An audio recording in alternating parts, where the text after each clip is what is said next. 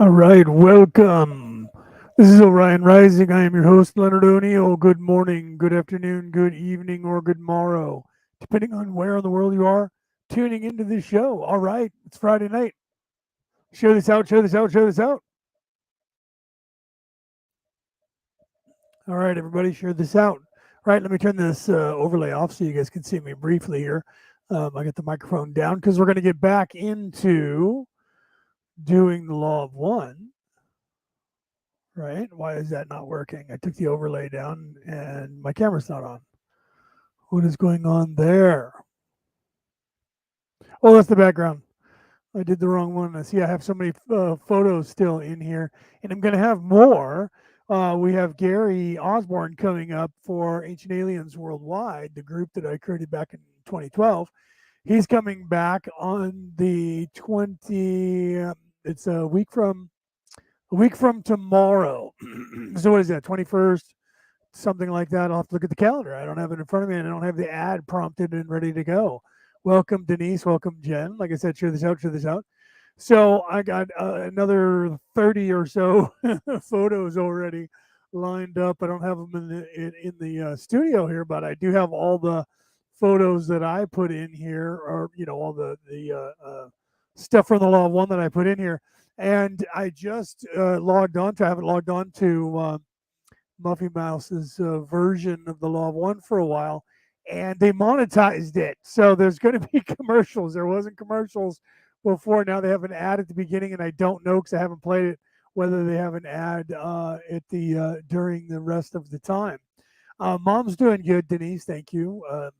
She was having a bad few days there where she wasn't liking. She's getting to the point where she only likes sweet things. So if I give her food that has like a white sauce, she doesn't like it because it doesn't taste like candy cakes, pies, and sweet stuff.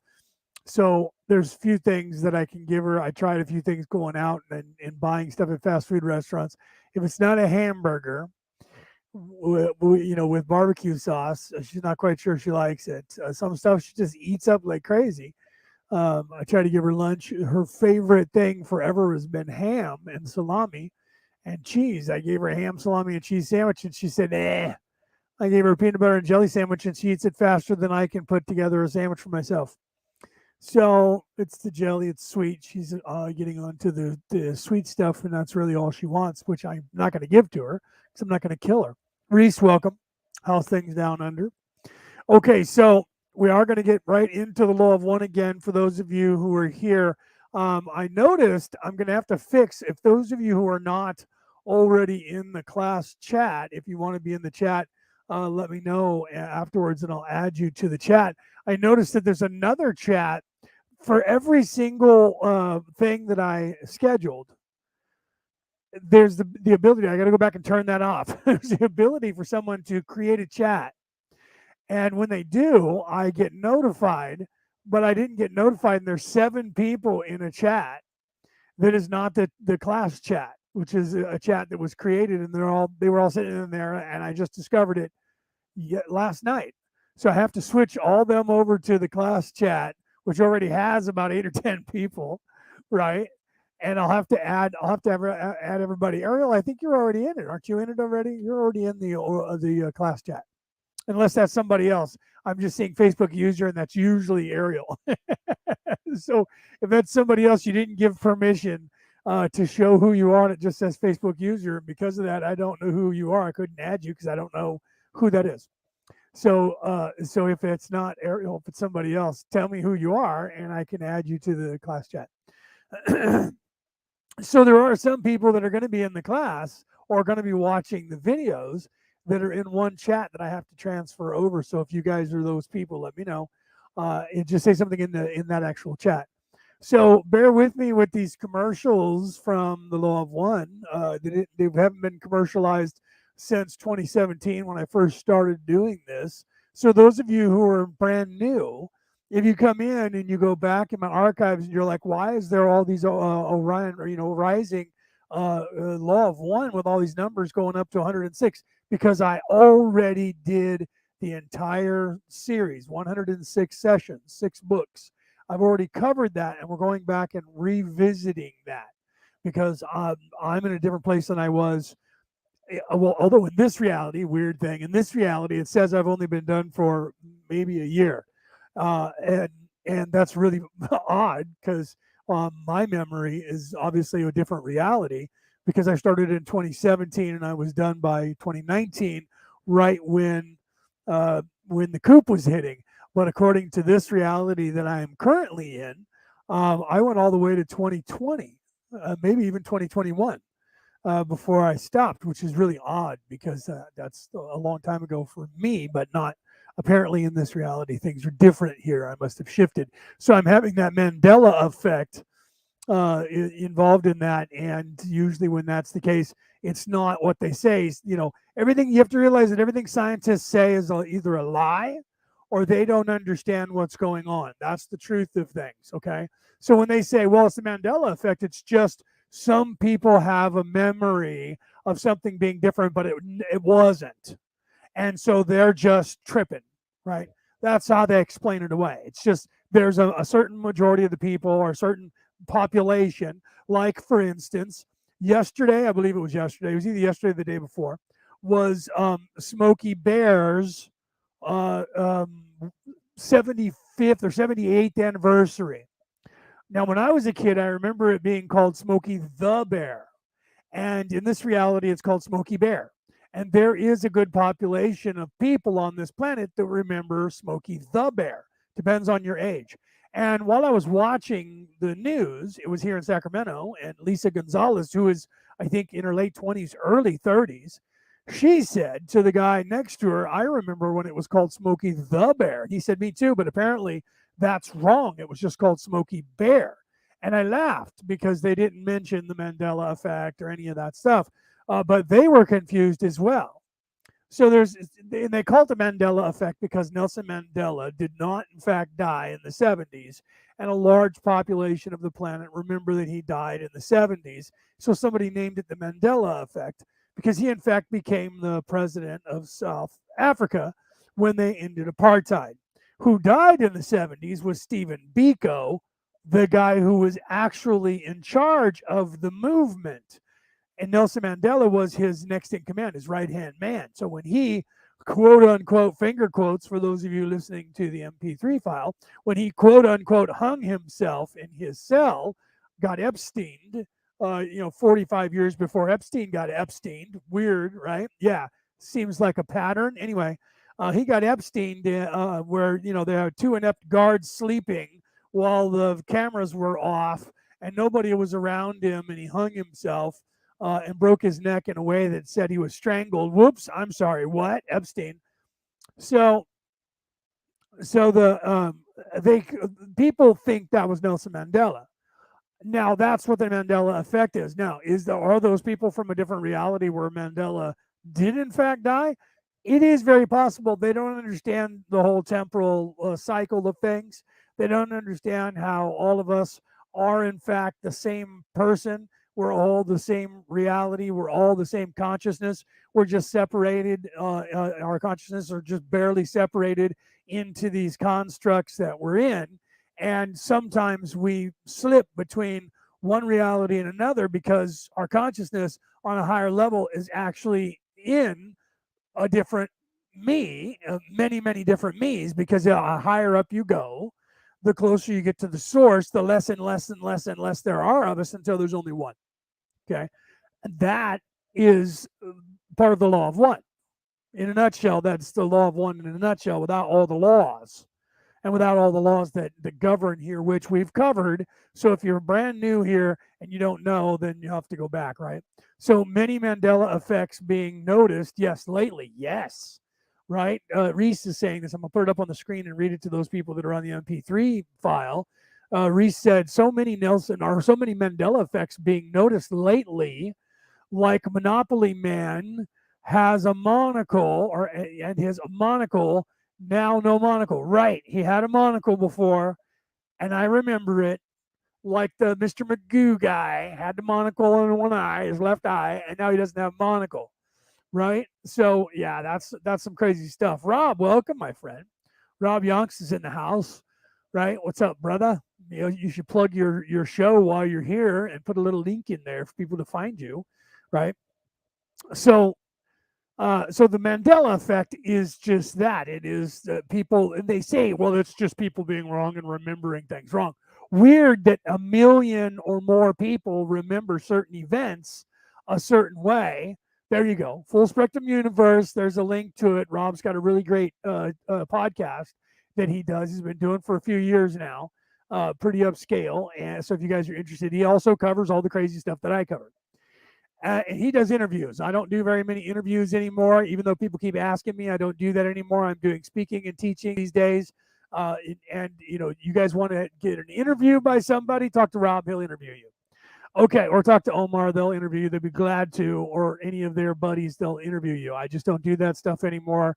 I don't have time for it. And those of you who know what's been going on with my family and my mom, I don't have time to even do webinars like I was doing before. Speaking engagements, if it's not too long, I can do it. Same thing with my shows. I was doing 3 shows a week, which we just postponed doing Skull Island for a couple of weeks. Everyone else did. I wasn't going to do it by myself. It'd just be me doing my show. So why do Skull Island and then do basically my show? So without the other hosts, I was like, okay, I guess I'm taking a couple weeks off. And then I'm supposed to be speaking on Ariel's show, the Purview Perspective, but I'm not sure which day. And things keep happening either in my family or hers, and she doesn't do the show or I can't be on it. So in the last 3 weeks, I've been on it once, right? But I'm supposed to be a guest speaker on there every week, but I haven't been able to do that. So it's kind of crazy. So like I said, yeah, Rob says we got you. So yeah, they'll do all the interviewing, and they can talk to all those people. I don't have time for that. I'm too busy teaching now, and I'm too busy speaking now. And that is I'm not doing a lot. I'm not doing every single day, and it's still very difficult for me to continue doing all that. Okay, so we're going to get into the law of one, where I left off. Not the first time I did it. Which the reason I brought that up, Rob, you got here, you didn't say anything until after that, so I don't know if you were here. The reason I brought up the Mandela effect is because in the reality that I'm in right now, and some people notice by the way I talk that I'm different than the person who was here, which is really odd, right? They're like, "Hey, what's wrong with you? You're not talking as fast or as you were before." And I'm like, "That's because I'm actually a different version of me in this body doing this." Because I remember that I started doing the law of one in October of 2017, and I did it for 2 years and 10 months, which is 17, 18, 19, almost into 2020. According to this reality, I did it into 2021. I started in 2018 and did it into 2021, which is really weird, right, for me, because I have memory of it being a couple years, not just a year and a few months since I stopped doing it, right? I remember two and a half years ago was when I stopped doing it. However, I'm a different person and I'm in a different place, and my vibratory pattern is in a different place. So when I listen to or read the law of one, I'm getting more things out of it than I got out of it, starting in my reality 2017, your reality 2018. Okay, so that's why we're going back and redoing it, and I'm doing these classes. And I had gotten up to session 5, and then stopped and recapped for 2 classes, right? So now we're on class number 3, and we're going to jump right back in. So if you want to see anything that transpired in 1, 2, 3, and 4, I did those prior to the classes starting currently. So in the last 2 months, I did that. So you guys can go back in the archives and listen to if you're on the MP3 file, or watch if you're on the MP4 file. Okay, and the reason I'm holding onto the microphone and not on the boom is because this bass that I'm using is old, and I don't have an internal microphone, so I can't just share sound and have it play without being a microphone near it. So I take the mic out of the boom, and I have the speaker sitting here on the desk in front of me, and I'll put the microphone next to the speaker so you guys can hear raw. And unless I get another computer, that's why I'm going to have to do it. So otherwise, I'll have my camera turned off while we're in full screen there. And if I talk, I'll just pick up the microphone and talk, set it back down. And then when we're done, I'll turn the camera back on so you can see my ugly mug. Okay. So, and bear with me. Like I said, Muffy Moose has now monetized their site. So when I first clicked on it, there was a commercial. I don't know if they have them programmed to happen during the show. So if they do, I guess I'll either let them play because I don't want to get them pissed off at me, or what, you know what I mean? I don't. We'll figure that out. I'll contact LL Research and find out if it's okay if I skip that. If they say no, then we'll just play the commercials. I don't want to piss them off. They've been gracious enough to leave that up for me to play. Otherwise, I'll have to do what I was doing before. Go to LL Research's website where they have the Law of One, lawofone.info, where you guys can read along with if you want. That's what I've been putting up on the screen the last couple of days for the class, only because I was handpicking what we were talking about to recap.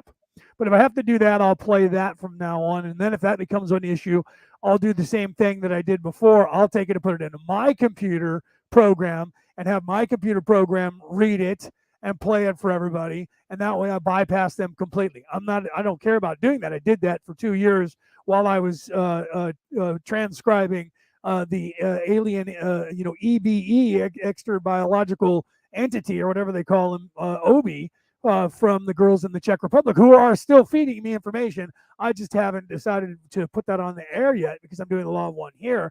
And every week I'm getting a whole nother session from them of what's going on currently. So I have backlogged probably a year's worth of their sessions once a week. So I have at least enough to do almost a whole year of once a week with their sessions of them channeling that dude. So that's kind of crazy. See, and Rob says, see, that's off because I remember that too. So Rob remembers that I started in 2017 and ended in 2019, right? Or maybe early 2020, but not 2021. And if you go back, I'm telling you, man, you can't check my YouTube channel because that got deplatformed when I pissed off Google. When I got deplatformed off of all Google, but now I have a new one. It's called Orion Rising. But if you go there, there's only, the last like 4 months worth of shit on there, right? And then some videos that I posted a long time ago, right? So all the Law One's gone off of there. But if you look on Facebook and you go to the archives there, or you go to the MP3 file, you can see that it says that I just did it not too long ago, which is crazy because it's been 2 years since I did the Law of One, since I finished it, right? Almost 3 years now. Crazy. And Rob remembers it too. So Rob, you must have shifted as well and didn't realize that you did. You didn't notice any Mandela effects. And like Reese was saying, there's a lot that's happening in the world and people are starting to realize them because, like they said over and over again in Battlestar Galactica, which you should see the new one that came out in 2002 to 2006, I think it was a 4-season show. They said in there, all this has happened before and all this will happen again.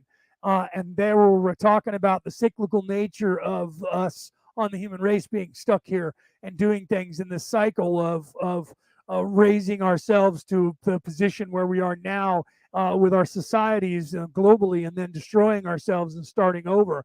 And I'm not going to really get into why right now, but we'll get into that as the Law One covers that. Okay. So you guys should watch that series. It's on Peacock. It's free. I don't work for them. I'm not getting paid by them.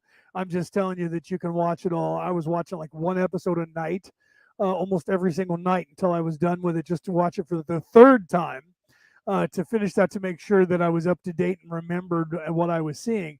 And it's pretty intense. It's actually very crazy. And once you see it, you have to go back and watch it a second time, because once you get to the end, you go, holy shit, really? No way. What? And then you go back and you're like, what? And it's crazy, right? And the song that they all hear, and then later on in season 3 and season 4 is it's a song by oh God, what is the name of the song? I can hear it, but I can't think of the name of it of the song right now. It's everybody has sang it, but the version that they use is by oh God, I can't think of his name. I'll think of it and I'll tell you guys in a little bit. But people trip on it because they're like, "What is that song? What is that song?" Right? It's the anyway. I can't think of it. I can just think of the lyrics, but I can't think of the song. Okay, so we're going to go ahead and jump into Law One instead of screwing around with that. We'll get back into session 5. We're going to start there. And like I said, if there's any commercials, bear with us. They monetize their stuff. I'm not going to not do that unless it becomes a hassle. And then, like I said, in which case I'll have my program. I'll just put the book into my program and have whatever. I'll do a female voice instead of a male voice, since it is in fact a woman that's doing the channeling anyway, which I always thought was weird that they used an English male voice and not a female voice when it is in fact Carla, a female. So I may just switch to that to not have to worry about this whole thing and just program that. It doesn't take much for me to copy and paste from the book. Just copy it, paste it, and let it fly. I might just go ahead and do that. We'll see how things go with how many commercials they have. All right, so I'm going to go ahead and share the screen here. Let me put it up here, and I will go into full screen, so you won't see my ugly mug, and I'll turn myself off. So there, well, I won't. Well, it doesn't matter because I'll be in full screen anyway. But I'll turn my camera off just so that way if I do talk and I happen to switch out of there, you won't see my ugly mug. All right. So let me go ahead and go over there and put that up in the full screen. I will be watching the chat. So if you guys have any questions, and I will be stopping periodically to ramble on, right? Get used to that idea, right? If you guys want to listen to it without my ramblings, feel free. You can see where it is. It's at Law of One, or I'm sorry, you can look at Law of One or Muffy Moose. You can see it on your screen. You can go there and play the stuff yourself and interpret it yourself if that's what you feel that you need to do, that I take too long or I ramble on about something. I'm not here to try and sell you a religion. I'm not here to sell you myself either. I know that what I'm doing is not going to get me rich, nor is it going to get me 100 million followers. This is something that after I'm dead, 20 years from now, if this planet's still in the fix that it's in, as it gets closer and closer to people waking up, more and more people are going to listen to this interpretation and benefit from it. It's the only reason I do it. That's the reason that I came here. It's the only reason that I'm doing all of this. For those of you who are here that want to listen to it now and resonate with it now, I love you for doing that. And make sure that you pass on this information to anybody. Once you become an adult, you have to help the children. If you don't, then you're in service to self. You don't care. You want to check the hell out and get out of here as soon as you can. That's your choice. You can do whatever you want. Okay, so I'm going to go over here and go into full screen, and we'll hop into this.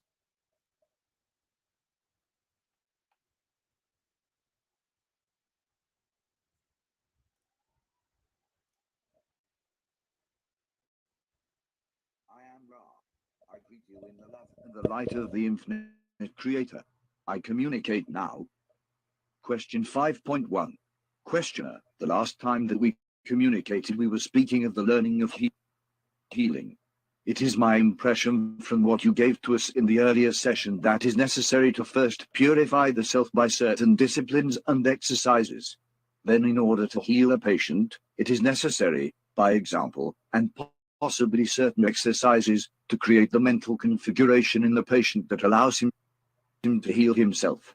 Am I correct? Answer: I am Ra.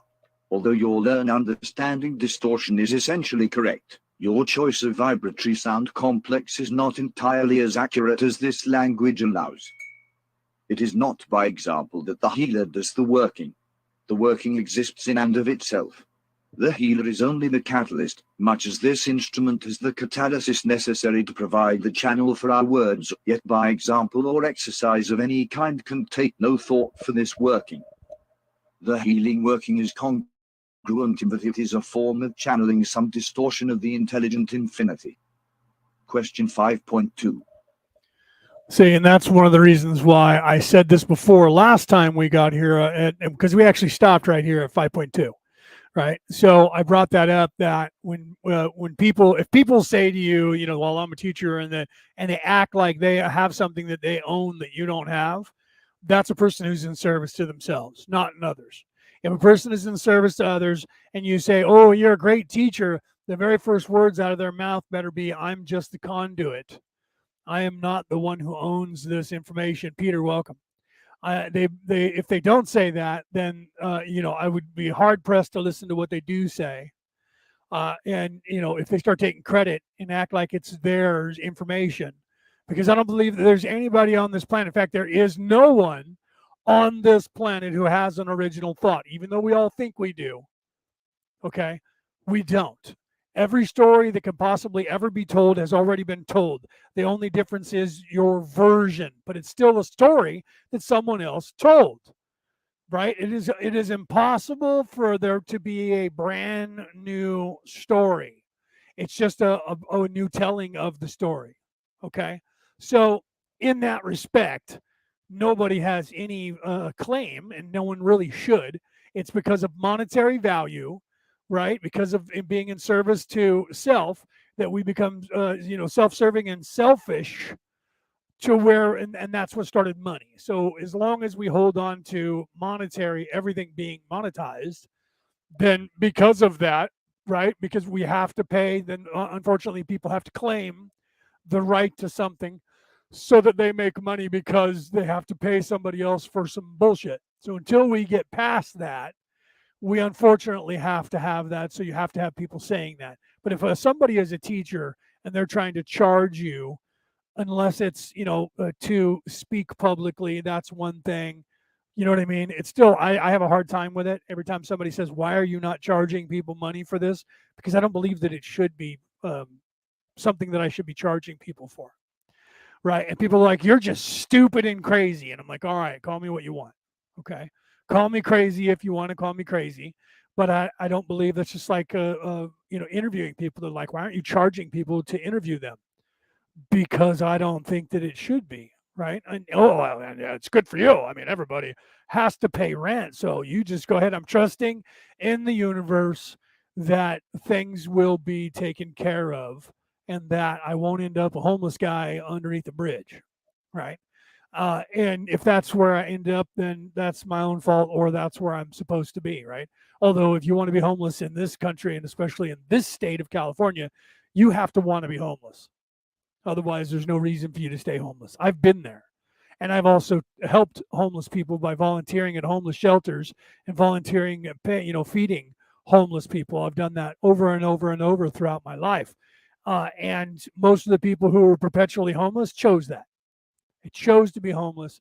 Every time I talked to somebody who was staying on the streets, they were doing it because they wanted to stay on the streets. They did not want to be part of the society, right? So the people who didn't want to be on the streets got the hell off the streets as fast as they could and did the things that they needed to do to get off the streets. And I've been homeless.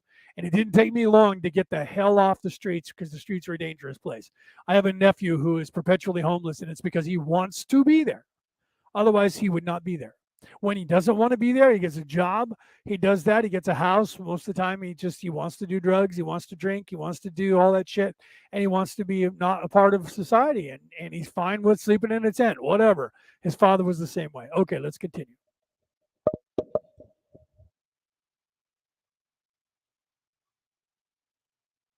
Questioner, we have decided to accept, if offered, the honored duty of learning, teaching the healing process. I would ask as to the first step which we should accomplish in becoming effective healers. Answer, I am Ra. We shall begin with the first of the three teachings learnings.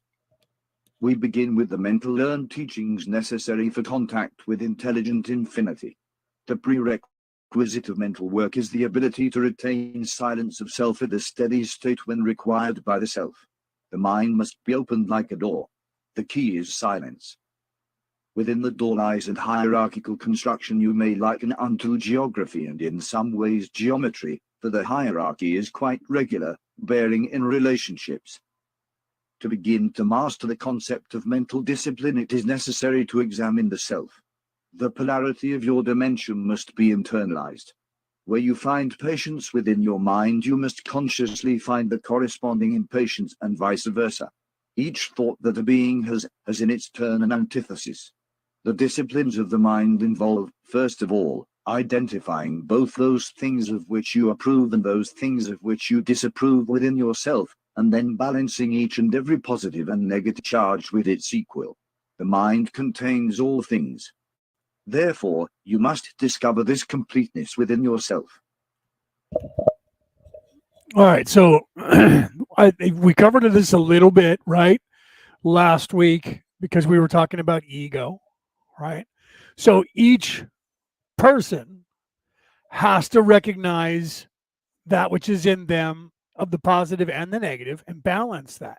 Yet that is doing the shadow work. That's being objective and realizing you're not perfect, you're not in charge, you're not the leader of the universe, you're not the chosen one. I hear all these people that tell me that I talked to a psychic and they said I was the chosen one. If somebody tells you you're the chosen one, that's not a real psychic. Okay, I'll tell you that right now. Because all of us are the chosen one, and they should know that. So for them to go, I'm getting that you are the chosen one. Throughout my career, every time I hear somebody, they all, when they're first, especially when they first start becoming awake, somebody gets a hold of them and tells them, you're the chosen one, you're the gatekeeper, or you're the key master. I'm like, somebody's been watching too much Ghostbusters from 1980, whatever that was, 82, 84, whenever that was, right? Because all of us are the chosen one. Why? Because we are all the one. We are all the same. We are all one. So nobody is above anybody else. Nobody. That's like the Hebrews. Well, we're the master race. Oh, I'm sorry. That's the Aryans. The Hebrews are we're the chosen race because God told David so. Right? God didn't tell David that. David told David that. Okay. It's just like Sahaladin. Sahaladin over here in America, is somebody big because he's the one who sacked Jerusalem in the Muslim community. No one remembers who Sahaladin is. But he had said, and he had to correct himself, and they even put it in the movie Kingdom of Heaven, which was the true story, by the way. He corrected himself because he had said that God sent him to help get rid of the Franks. That's what they called the French, because back then that was the Francia. So France was Francia. That's where you get the name France, or French is from. In most languages, it's just like in fact, in German, it's Frankreich. It's not France, right? In fact, German isn't even the word German in German, right? That's an English version. The word for German in German is Deutsch. Deutschland is what they call the place they live, not Germany. It's called Deutschland, right? And everybody else, like they have the Third Reich, right? Frankreich, right? So Österreich, that's Austria, Österreich, right? So you need to understand the language, right? So, anyways, Frankia, and they were called Franks. So when he was fighting against the what was the English at the time, not the French, it was a combination of the two. They were mostly French that was there at the time when they were fighting, and they were like, "Why? You are allowing all these people to leave. Why are you doing that?" Because he was brokering the surrender of Jerusalem, and he made the mistake of saying, "How many battles did your people win before I got here?" And then he stopped and said, "That is to say, how many battles did you win before God appointed me to be in charge here?" And then, of course, the guy got less mad at him, but he had to see, it was his attitude was me. I'm the one doing this. So in truth and in secret, he didn't believe he was told by God to be there. He was told by himself, and he was giving himself credit for everything that he did, and then had to correct himself. Well, that is to say, how many battles did you win before God had me be in charge? Right? And that should have been telling. That's what Freud called the Freudian slip, right? So that should have been telling. So anyone who acts like they have a knowledge that you cannot have without them, and they have to tell you that, and that you should be beholden to them in some way for that, right, is wrong, unless they're selling you a service. Okay? So if I were conducting a school and classes, even though I call this a class, it's free. But if I was conducting a class and told you up front, I'm going to be giving you this information and you have to pay this amount of money for it because I have this knowledge, if you agree to that, that's one thing, right? Because we have to get paid, we have to live too. But I'm not that person, so I'm not doing that. And that people think because I'm not doing that, some people think what I'm saying is not worth anything because I'm not making you pay for it. And that's what a lot of people think. I mean, if you look at the Saturn, the car here in the United States of America, when they first put it on the market, they were charging $12,000 for a brand new Saturn. No one wanted to buy them because they thought they must be a piece of shit. Because all other cars at the time were $30,000 to $45,000 for a car. So nobody was buying them. So the CEO of the company said, company-wide, corporate-wide, raise the prices by $20,000 on every single car. And they said, what? What are you talking about? No one's buying the cars now. He said, raise the price tomorrow before you open on every single vehicle by double whatever the price is on the vehicle. And they blew out the door, and they've been the most popular car almost every year in the last 20 years in the United States of America. And they started at 45,000, and there was a couple of, probably 20 or 30 million people across the United States that got them, the first ones, for, there's nothing wrong with them, got them for 12,000. Everybody else had to pay 45,000. But as soon as they were 45,000, yeah, well, that's the price of a really good car. That must be a good car. Why? Because they bought into what everybody was selling them, which was you get what you pay for, and if it costs a lot, it must have good quality. And the truth is, in this country, I don't know about around the rest of the world, but I'm assuming that the rest of the world is pretty much the same. The higher the price, in fact, it doesn't matter the price. Everything is done as cheaply as possible, and there is no difference between buying a BMW or a Volkswagen or a frickin' Ford. If it's made and said that it was made in this country, you have to find out where it was actually made. If it was made in the United States, it's absolute shit. I don't care. And if it was made in China, it's worse shit. Okay? That is the truth. If the Chinese made it, it is the lowest possible quality on the face of the earth, and if the Americans made it, it's the second lowest quality on the face of the earth. Same thing with the food. That's why people are paying a little bit more money for organics. Okay. Bo, welcome, my friend. Wayne, welcome. If you guys are here, say hello. Otherwise, I don't see you in the chat. I don't know you're here. Okay. And if you have comments, say it in the chat, and I'll know that you're here. Okay. I'm going to go ahead and continue. So you have to do the shadow work. This is what Ra's talking about right now. You have to do the shadow work. You have to know yourself internally, and you have to be completely honest with yourself. Otherwise, you'll never be able to balance yourself, and you will listen to your ego only. You have to be able to balance yourself by being honest and objective of what's inside of you. And if you're walking around prideful and saying, and this is what for those of you who just showed up, that's why I was saying this, because if you're walking around saying, well, I this and I that, me this, and you better listen to me because I know everything, right? I'll tell you, just listen to me, right? If I say that, if I start saying that, change the channel. If I start saying that, get rid of me. Don't listen to me, because then I'm all ego. Okay. And that's why I say if it doesn't resonate with you, go somewhere else. Find something that does resonate with you. I'm not here to try and tell you that I know the secrets to the universe, which I kind of do, but you guys also know them. You just forgot them. I don't know anything that you don't know, and I don't have information that you don't have available to you. I have the same information available to me that you have to you. The difference between myself and other people is that there's a mass majority of people that haven't woken up to or are awakened to where I am in my vibratory pattern. There's probably just as many. In fact, there's more that make me look like a baby because we're only in the third run from the bottom here. Okay. So, the person who thinks they're the most awake person on the face of this planet is only the third run from the bottom run. In fact, you're only in the first place, the very first place that people are actually self-aware.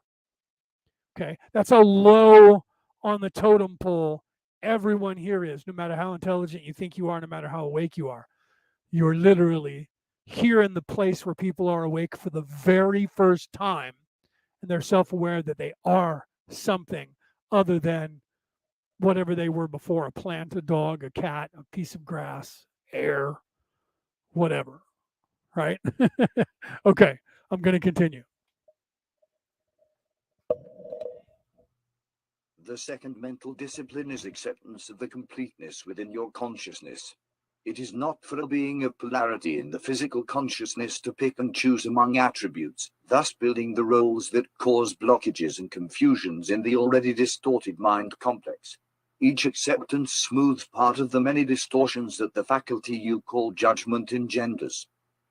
The third discipline of the mind is a repetition of the first, but with the gaze outward towards the fellow entities that it meets. In each entity there exists completeness. Thus, the ability to understand each balance is necessary. When you view patience, you are responsible for mirroring in your mental understanding patience impatience. When you view impatience, it is necessary for your mental configuration of understanding to be impatience patience. We use this as a simple example. Most configurations of mind have many facets, and understanding of either self-polarities, or what you would call other self-polarities, can and must be understood as subtle work. The next step is the acceptance of the other self-polarities, which mirrors the second step. So what he meant there, or what they meant when they said impatience, patience, right? Impatience slash patience. That's when you have to see and realize your own impatience. That's the ego. And you have to have patience with your impatience.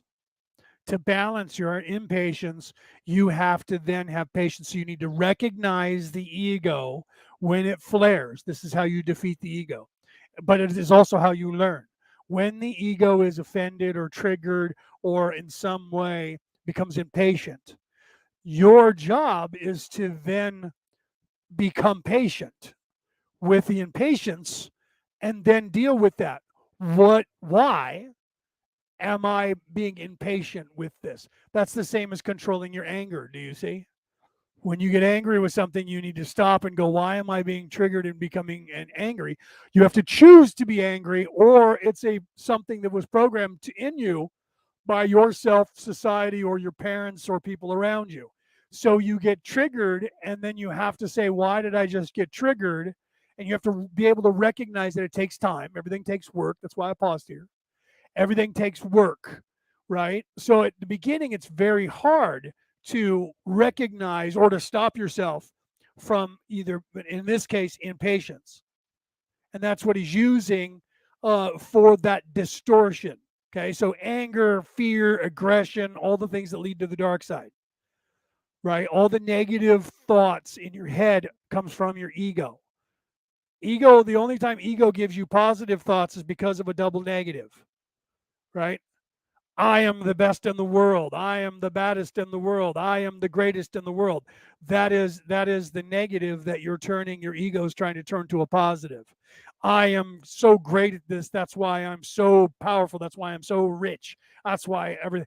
That's the ego justifying your actions and you getting acolytes. So you're searching for the acolytes. Do you see?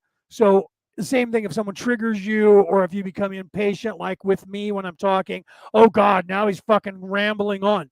You have to go, why is it that I am being impatient with him? What is it that is happening to me that is causing me to be impatient? That is you being patient with your impatience. And that is what Raw is talking about. Impatient slash patient, being impatient, patient. So you're being patient with your impatientness, and you're then doing the shadow work. You're trying to understand why it is that you're having that impatience. And once you start to figure that, right? Let's see what Simone says. When you resist the flow and what happens during the flow, I'm going to put it up on the screen. For those of you who have the MP4 file version, you can see it there. For those of you listening on the MP3 file, I will continue reading, right? Let me start over again. When you resist the flow and what happens during the flow, it is the fear self, aka ego. This is perfect, Simone. Trying to take over the journey and the result. That's why I put that up. That was absolutely perfect and absolutely the greatest insight into what is happening. And I like the way you told that. Okay. And then Simone goes on to say a meditation thought that helps with impatience is that you don't step into the same river twice. That is where I use the saying, the first step in avoiding a trap is knowing of its existence, right? So what Simone and what I just said means is that you have to then recognize this is what caused me to become impatient, or that distortion, anger, fear, aggression. And the next time that comes, you have to be able to say, oh, wait a minute, that's that same feeling that I got before and the same trigger. So then you stop that. So that's where I was saying it becomes easier to deal with the ego in time. We fear the loop of suffering. This is Simone saying again. Unless it's Simon. I apologize if it's Simon, but it looks like Simone, so it looks like a woman. I apologize. You should let me know. I think we talked about this before, but I don't remember everybody I talked to because I talked to thousands of people, not kidding, a week, right? Sometimes hundreds a day. That's why I apologize. We fear the loop. This is a quote again from Simone. We fear the loop of suffering. That's all, right? So it is Simone, right? Not Simon. Okay. So yes, so we fear the loop of suffering, and that is the truth. That is what the ego fears itself. That's the weird thing, but it's designed that way, right? So fear, you've heard the saying. If you're in America, you've heard the saying, "There's nothing to fear but fear itself." That is the truth. There is nothing to fear but ego itself. And what is ego? Ego is always coming from a place of fear, because ego doesn't have the ability to create, because ego is void of the light. That's where you get into this whole spiritual thing, and people go, "Oh no, now he's talking religion." No, religion is companies, corporations that are trying to put your ass in seats and have you pay them a percentage of your income for the rest of your life, and then they teach you absolutely nothing, but they pretend that they do, and they tell you that they're making you a better person. If you ignore all of that, you can become a better person if you don't get caught up in their dogma. But if you actually get caught up in their dogma, they'll turn you into a religious zealot, and then you'll either end up becoming a terrorist, or you'll end up just paying all of your money and wasting your life, and eventually you'll quit the church because you'll realize it's folly. I'm not saying that churches are, because you can go to churches and they're a great thing, but the problem is the institutions have been corrupted, all of them. Okay. There is not a single institution on the face of this earth, once it becomes public, or they start hiring a board of directors, or they start hiring people to work at the company quickly, because people who want power and seek power will constantly vibrate into that position, and they'll try to position themselves into a position of power. So if they want to be a charlatan, well, I talked about this with another reverend. He and I were on the air about 4 weeks ago, and we talked about this, where his father did that, and he was an evangelical, and he went around and he learned that, but he became disillusioned because he felt like he knew that it didn't matter whether he was spiritual or not. It was literally, the Jedi mind trick that was getting him paid. And I said, that's the double-edged sword of everything. The truth is, and goes back to the beginning of what Ross said here in the beginning of the session, that you are the conduit. Okay, so either, and here's the thing, and this is where it's very important at this juncture. Right now, I sound like old Bush Jr., right? At this juncture, it wouldn't be prudent at this juncture. What's prudent at this juncture, what is actually prudent at this juncture, is that the whole realization of the yin and the yang, the positive and negative, the light, the darkness, all of that feeds the whole. So the truth is, the charlatan benefits the innocent minded just as much as the holy man. They don't want you to know that, but that's the truth.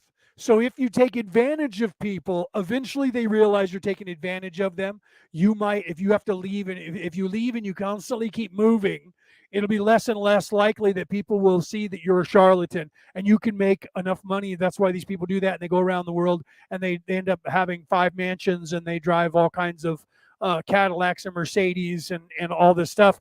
But they are helping people, but they don't have a spiritual bone in their body. They don't care. Some of them actually do, but they're still very in service to self. They're not pious whatsoever. So they're not leading a pious life, a simple life, a humble life. While they're doing this, they're getting the riches, and instead of returning the riches to the people, they're using those riches for themselves. Okay? So it doesn't really matter, because the truth is, ignorance is bliss. Eventually, if you're a charlatan, people will figure it out and stop listening to you, and then they have learned something. And that is part of the experience that you're supposed to learn here. Okay? And see, I'm one of those people that's not afraid to tell the truth. I'm not going to say to you, you can't be evil and you have to only be good. You can do whatever you want. I don't care. I'm not here to save your soul. That's completely up to you. Jesus the Christ, Muhammad the prophet, those people, Moses, before them, David, Elijah, all the prophets, whatever religion you listen to, Krishna, whatever you listen to, whether it was Ganesh, doesn't matter. Whatever the hero is that you listen to from your religion, that savior character is your savior character, and that's the person that came here to do that. That's not what I'm here for. I'm not trying to compare myself to that. I am not trying to in any way say that I am. Okay. So I'm not that kind of angel. I'm here to give you the information that they were trying to give you, and I don't have any intention of sacrificing myself for the that's already been done. There's no reason. Maybe there'll be another one. Maybe this Jesus, who was the last one that came, right? Maybe there'll be another one with a different name that'll come and do the same thing. That's not my job. I'm not that soul.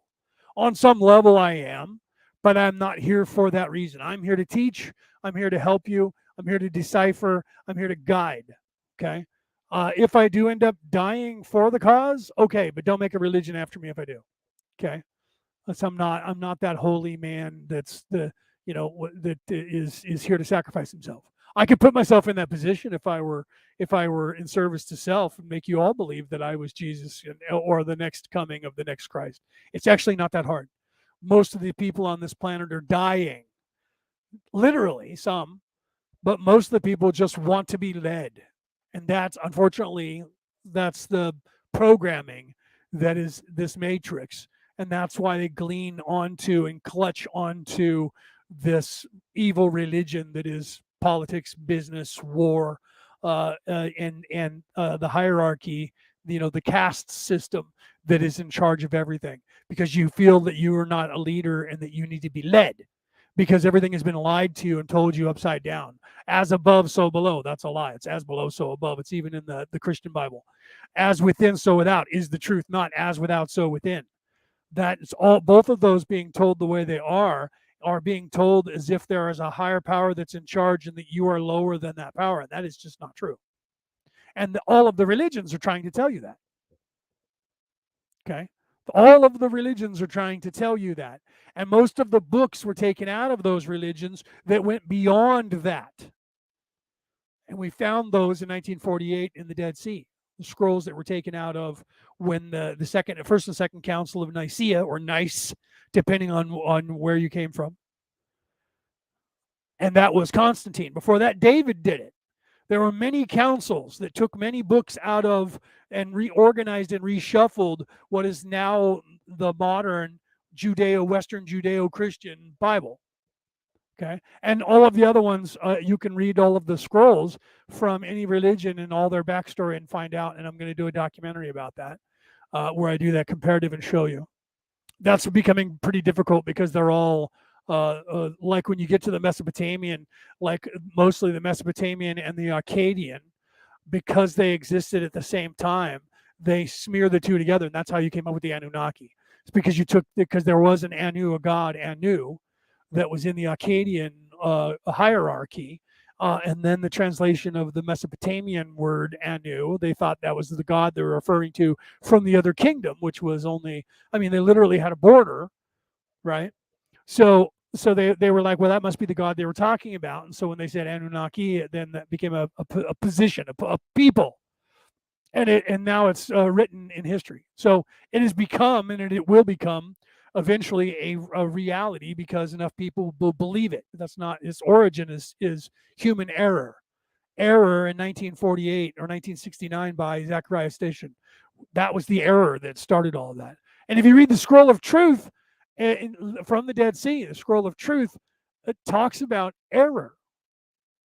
And they give error a female connotation. Error. Okay.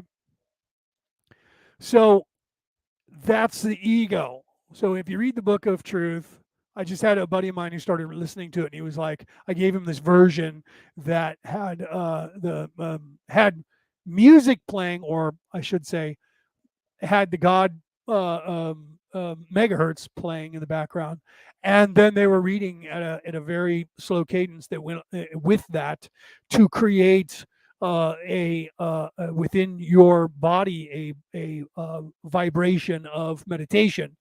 And he, in fact, said he started listening to it. And by the end of it, he actually was found himself halfway in between, in a trance state, halfway in between awake and asleep. And it was when the music stopped that it snapped him back into this reality. And I said, good, we'll have to talk about what you gleaned from that, because it's designed to do that. And that's why the people put that together the way that they did. But if you read it on your own, you'll just go at your own speed. But still, you can get what is being told, not just on the face. On the face, it's just the story of Jesus and his creations and beginnings and everything that Jesus did. So if you're just a person that's reading that, and you're very superficial, you'll and if you're not Christian, you'll get annoyed with it and you won't finish reading it. It's kind of like reading the Revelations in the Christian Bible. If you just take that for, oh, well, this is something that's going to happen at the end of the world, the belief that the Kali Yuga, the Ragnarok, the time of troubles, the time of tribulation, the Armageddon is somewhere into the future, is folly. It's been happening on this planet for about 150,000 years, and it's part of, in fact, that story. And the books in the Christian Bible, I've talked about this. The books to the churches, the letters to the churches, are in fact telling you how to balance your chakras, to balance what Ra is talking about now. Okay, so is the Exodus in the Bible. Same exact. It's a parable of the same exact story that they're trying to tell you, which is what Ra is telling us right here. Okay. So Simone says, I've noticed that by just opening up and calming with logic, let's put this up on the screen, calming with logical thought and emotions, you don't actually give. You don't fear people taking. I'm not reading with my glasses on, I apologize. You just be, or you just are, right? Puts a new perspective in the give and take mentality. Right? It's a toddler's game. No, you're right. That's what I was referring to. That's why when I saw that, I jumped on it and put you up on the screen. It is a toddler's game. That's exactly what it is. If that makes any sense to you, it does. It is all of this. Everything is that we're going through here is as simple as a child's story.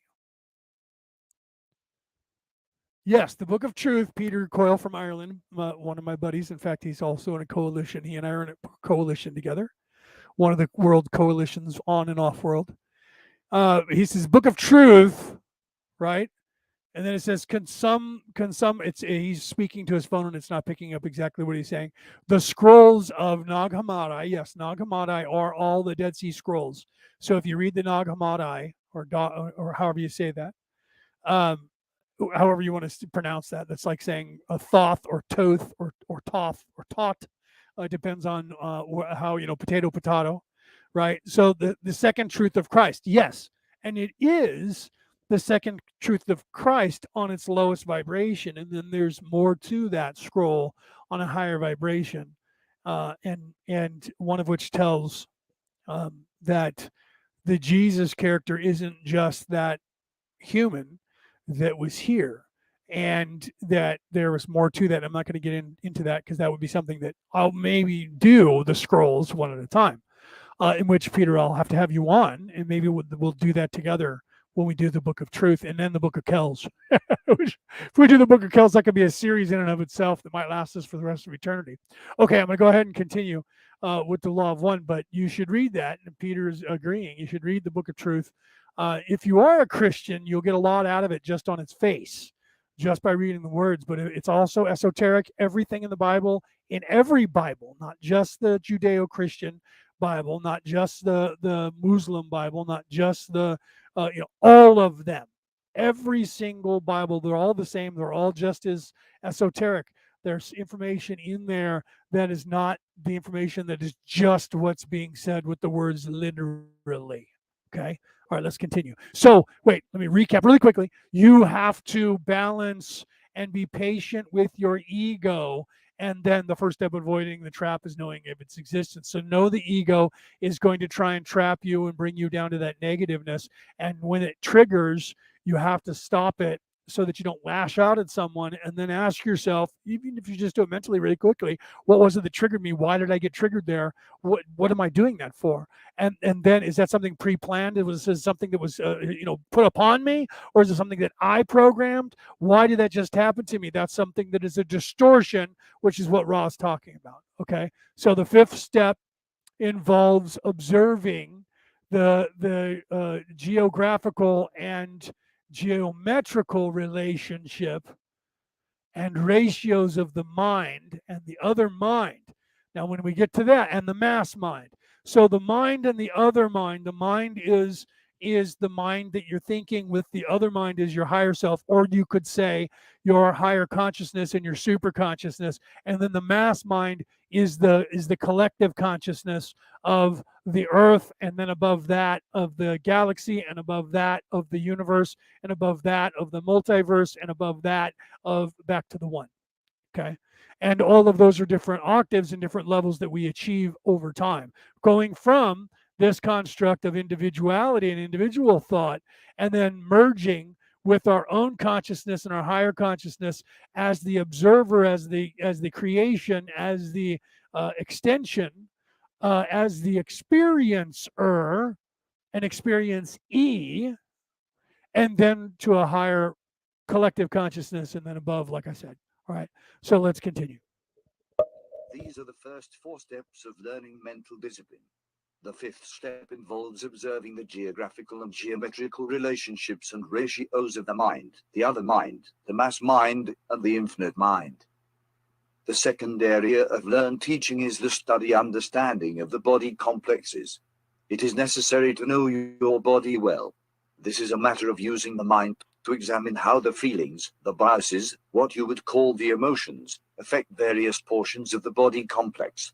It shall be necessary to both understand the bodily polarities and to accept them, repeating in a chemical physical manifestation the work you have done upon the mind bethinking the consciousness. The body is a creature of the mind's creation. It has its biases. The biological bias must be first completely understood, and then the opposite bias allowed to find full expression in understanding. Again, the process of acceptance of the body as a balanced, as well as polarized, individual may then be accomplished. It is then the task to extend this understanding to the bodies of the other selves whom you will meet. The simplest example of this is the understanding that each biological male is female, each biological female is male. This is a simple example. However, in almost every case wherein you are attempting the understanding of the body of self or other self, you will again find that the most subtle discernment is necessary in order to fully grasp the polarity complexes involved. At this time we would suggest closing the description until the next time of work, so that we may devote time to the third area commensurate with its importance. We can answer a query if it is a short one before we leave this instrument. Question 5.3. Questioner, is the instrument comfortable? Is there anything that we can do to increase the comfort of the instrument? Answer, I am Ra. The candle could be rotated clockwise approximately 10 degrees each session to improve the flow of spiraled energy through the being's receiving mechanisms.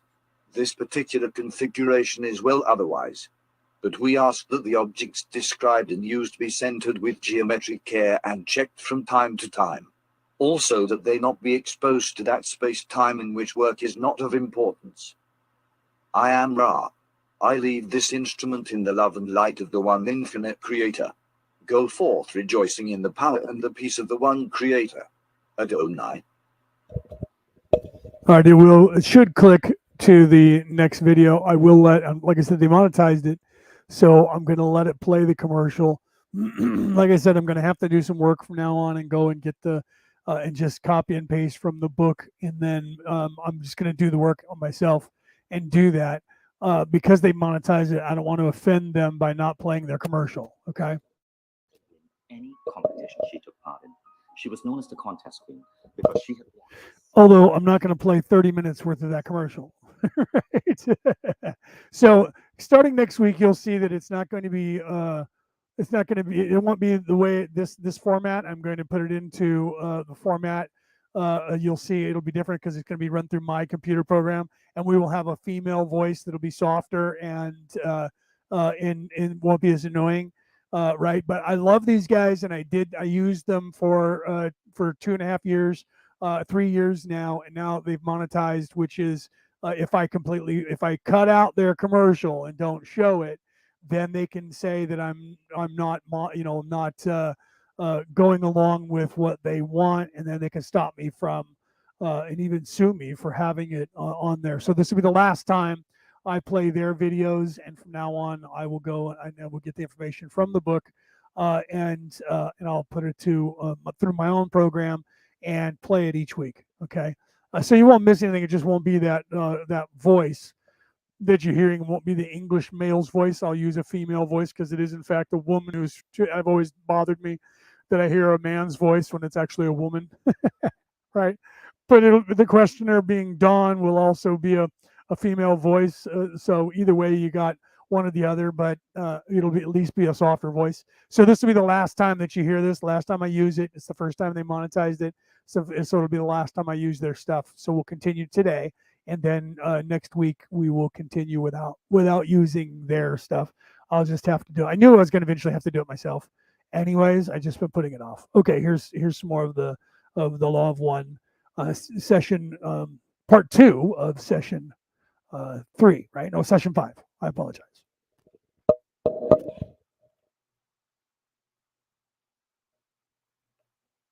I am Ra.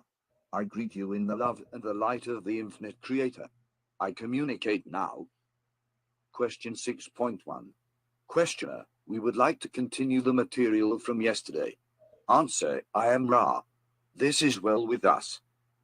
We proceed now with the third area of teach learning concerning the development of the energy powers of healing.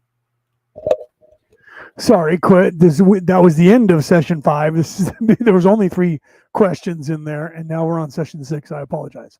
So now we're on to the third part, which is what they were getting into.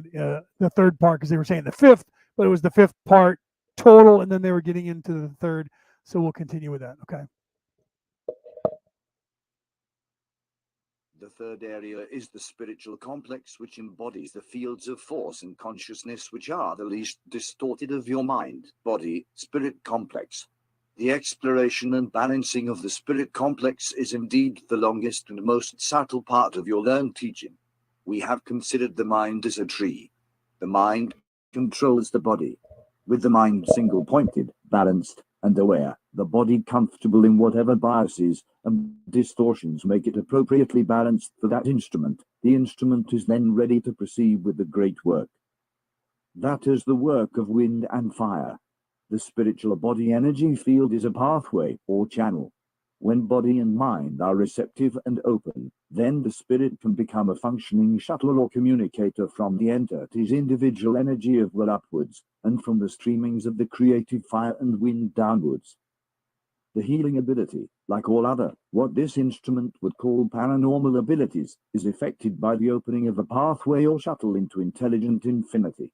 There are many upon your plane who have a random hole or gateway in their spirit energy field, sometimes created by the ingestion of chemicals such as what this instrument would call LSD. Not just LSD, but any of the different narcotics, right? Especially the hallucinogens like DMT, ayahuasca, THC in marijuana, done in enough THC in your system. When most of the stuff you buy online only has a THC level of about 50 parts per million, you can take that and you can smoke a lot of it and get it upwards. When I was younger, we were smoking stuff that had like 100 parts per million THC, and that stuff is called indica today, indica couch, because that stuff would get you super super high, and you have to know what you're doing with it. It's just like taking an hallucinogen. If you don't know what you're doing with it, you're just going to have a bad trip, because your ego will then be in control of your trip, right? So again, this is like they were saying, like Ra was saying, the most subtle areas of which is unfortunately one of the more important areas of balancing, is that id versus the ego, or the conscience, not consciousness, conscience versus the ego, and balancing that to achieve a higher vibration where it's just your immortal soul. And I teach that in that 30-second meditation. In fact, I want to do that really quickly because there's some of you here that haven't been here before, and those of you who haven't, I'll have you do that. Those of you who have, you'll be able to do that, and you'll probably enjoy doing it because normally that's what I get from that. So 30 seconds is all that it'll take. Okay. Hopefully, wherever you're at listening, find yourself a place where you can either sit down, especially, or if you're driving, pull over, right? Because I'm going to have you relax. You want to get to a place where there's no sound, so you can turn off everything except for obviously us, my voice, right? But try to get, if you're in traffic, try to ignore it. But it would be better if you could get into a place where, in your house or whatever, where you can turn everything off, and turn the ringer off on your phone so that your phone doesn't go bleep bleep bleep all the time when we're trying to do this. Because anything that distracts you is going to distract you. So you know that if you practice meditation, you know where we're going and how we're going to get there. And like I said, it'll take 30 seconds. And what I'll do is I'm going to have you do something, and then I'm going to ask you a question at the end, and I'll shut up for that 30 seconds. Okay. And I'm doing this to prove to you a point, to show you something. Those of you who've done this before, you know where I'm going, and you know what happens here and why. Those of you who haven't done this, it's a very simple thing just to show you, and we'll talk about it afterwards.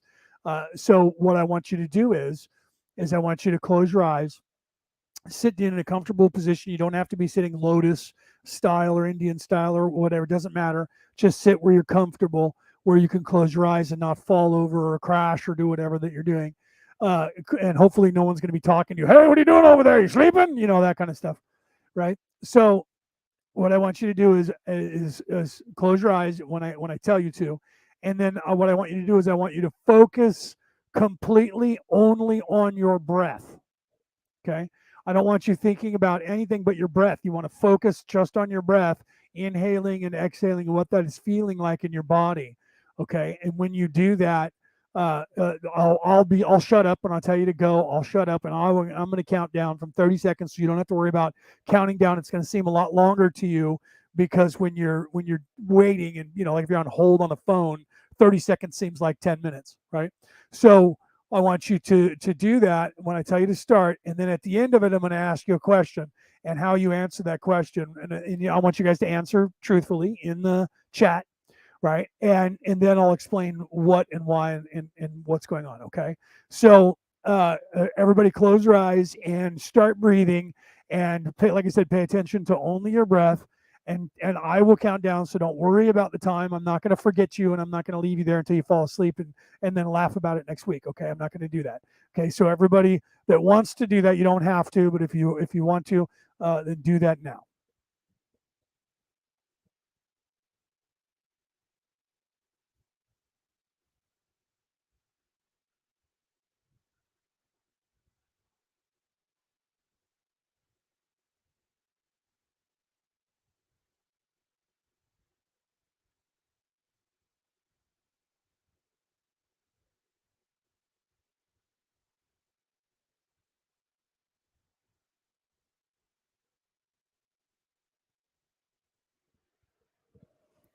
Okay, now answer this question in the chat.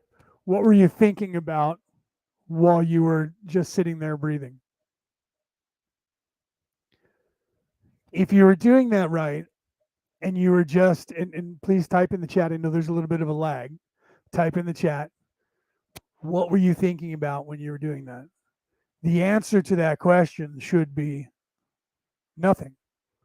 Should be breathing. Okay. That is when you achieve that. No one's typing anything in the chat, so I either lost you or you guys are all sleeping, or there's a more than a 30-second lag. While you're doing that, is where what everyone is trying to achieve through meditation is getting to that place.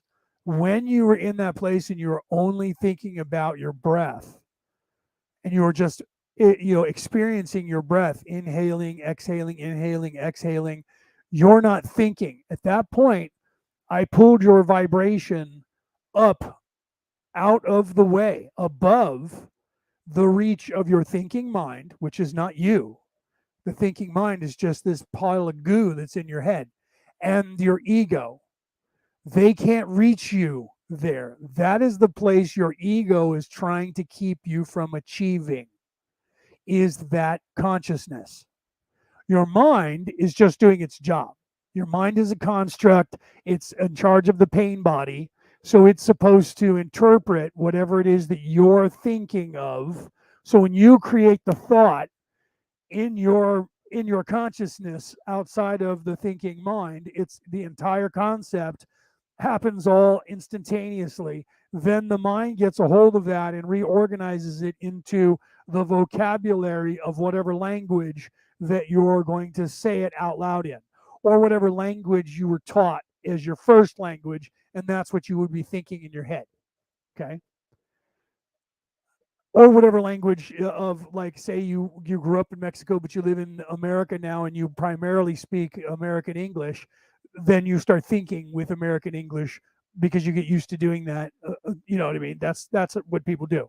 But some people hold on to the thought of their original language and then translate it into the language that they want to talk to other people in. So when you achieve that place, that's who you actually are.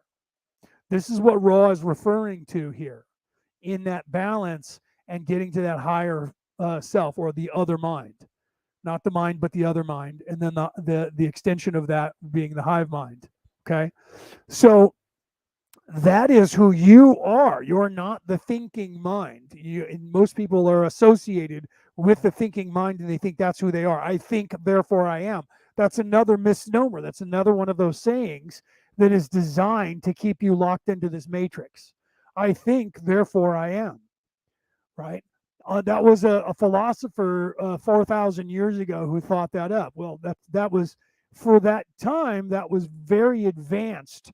But the truth is, it was not, because it's not. It should have been, I create, therefore I am. That should have been the actual realization.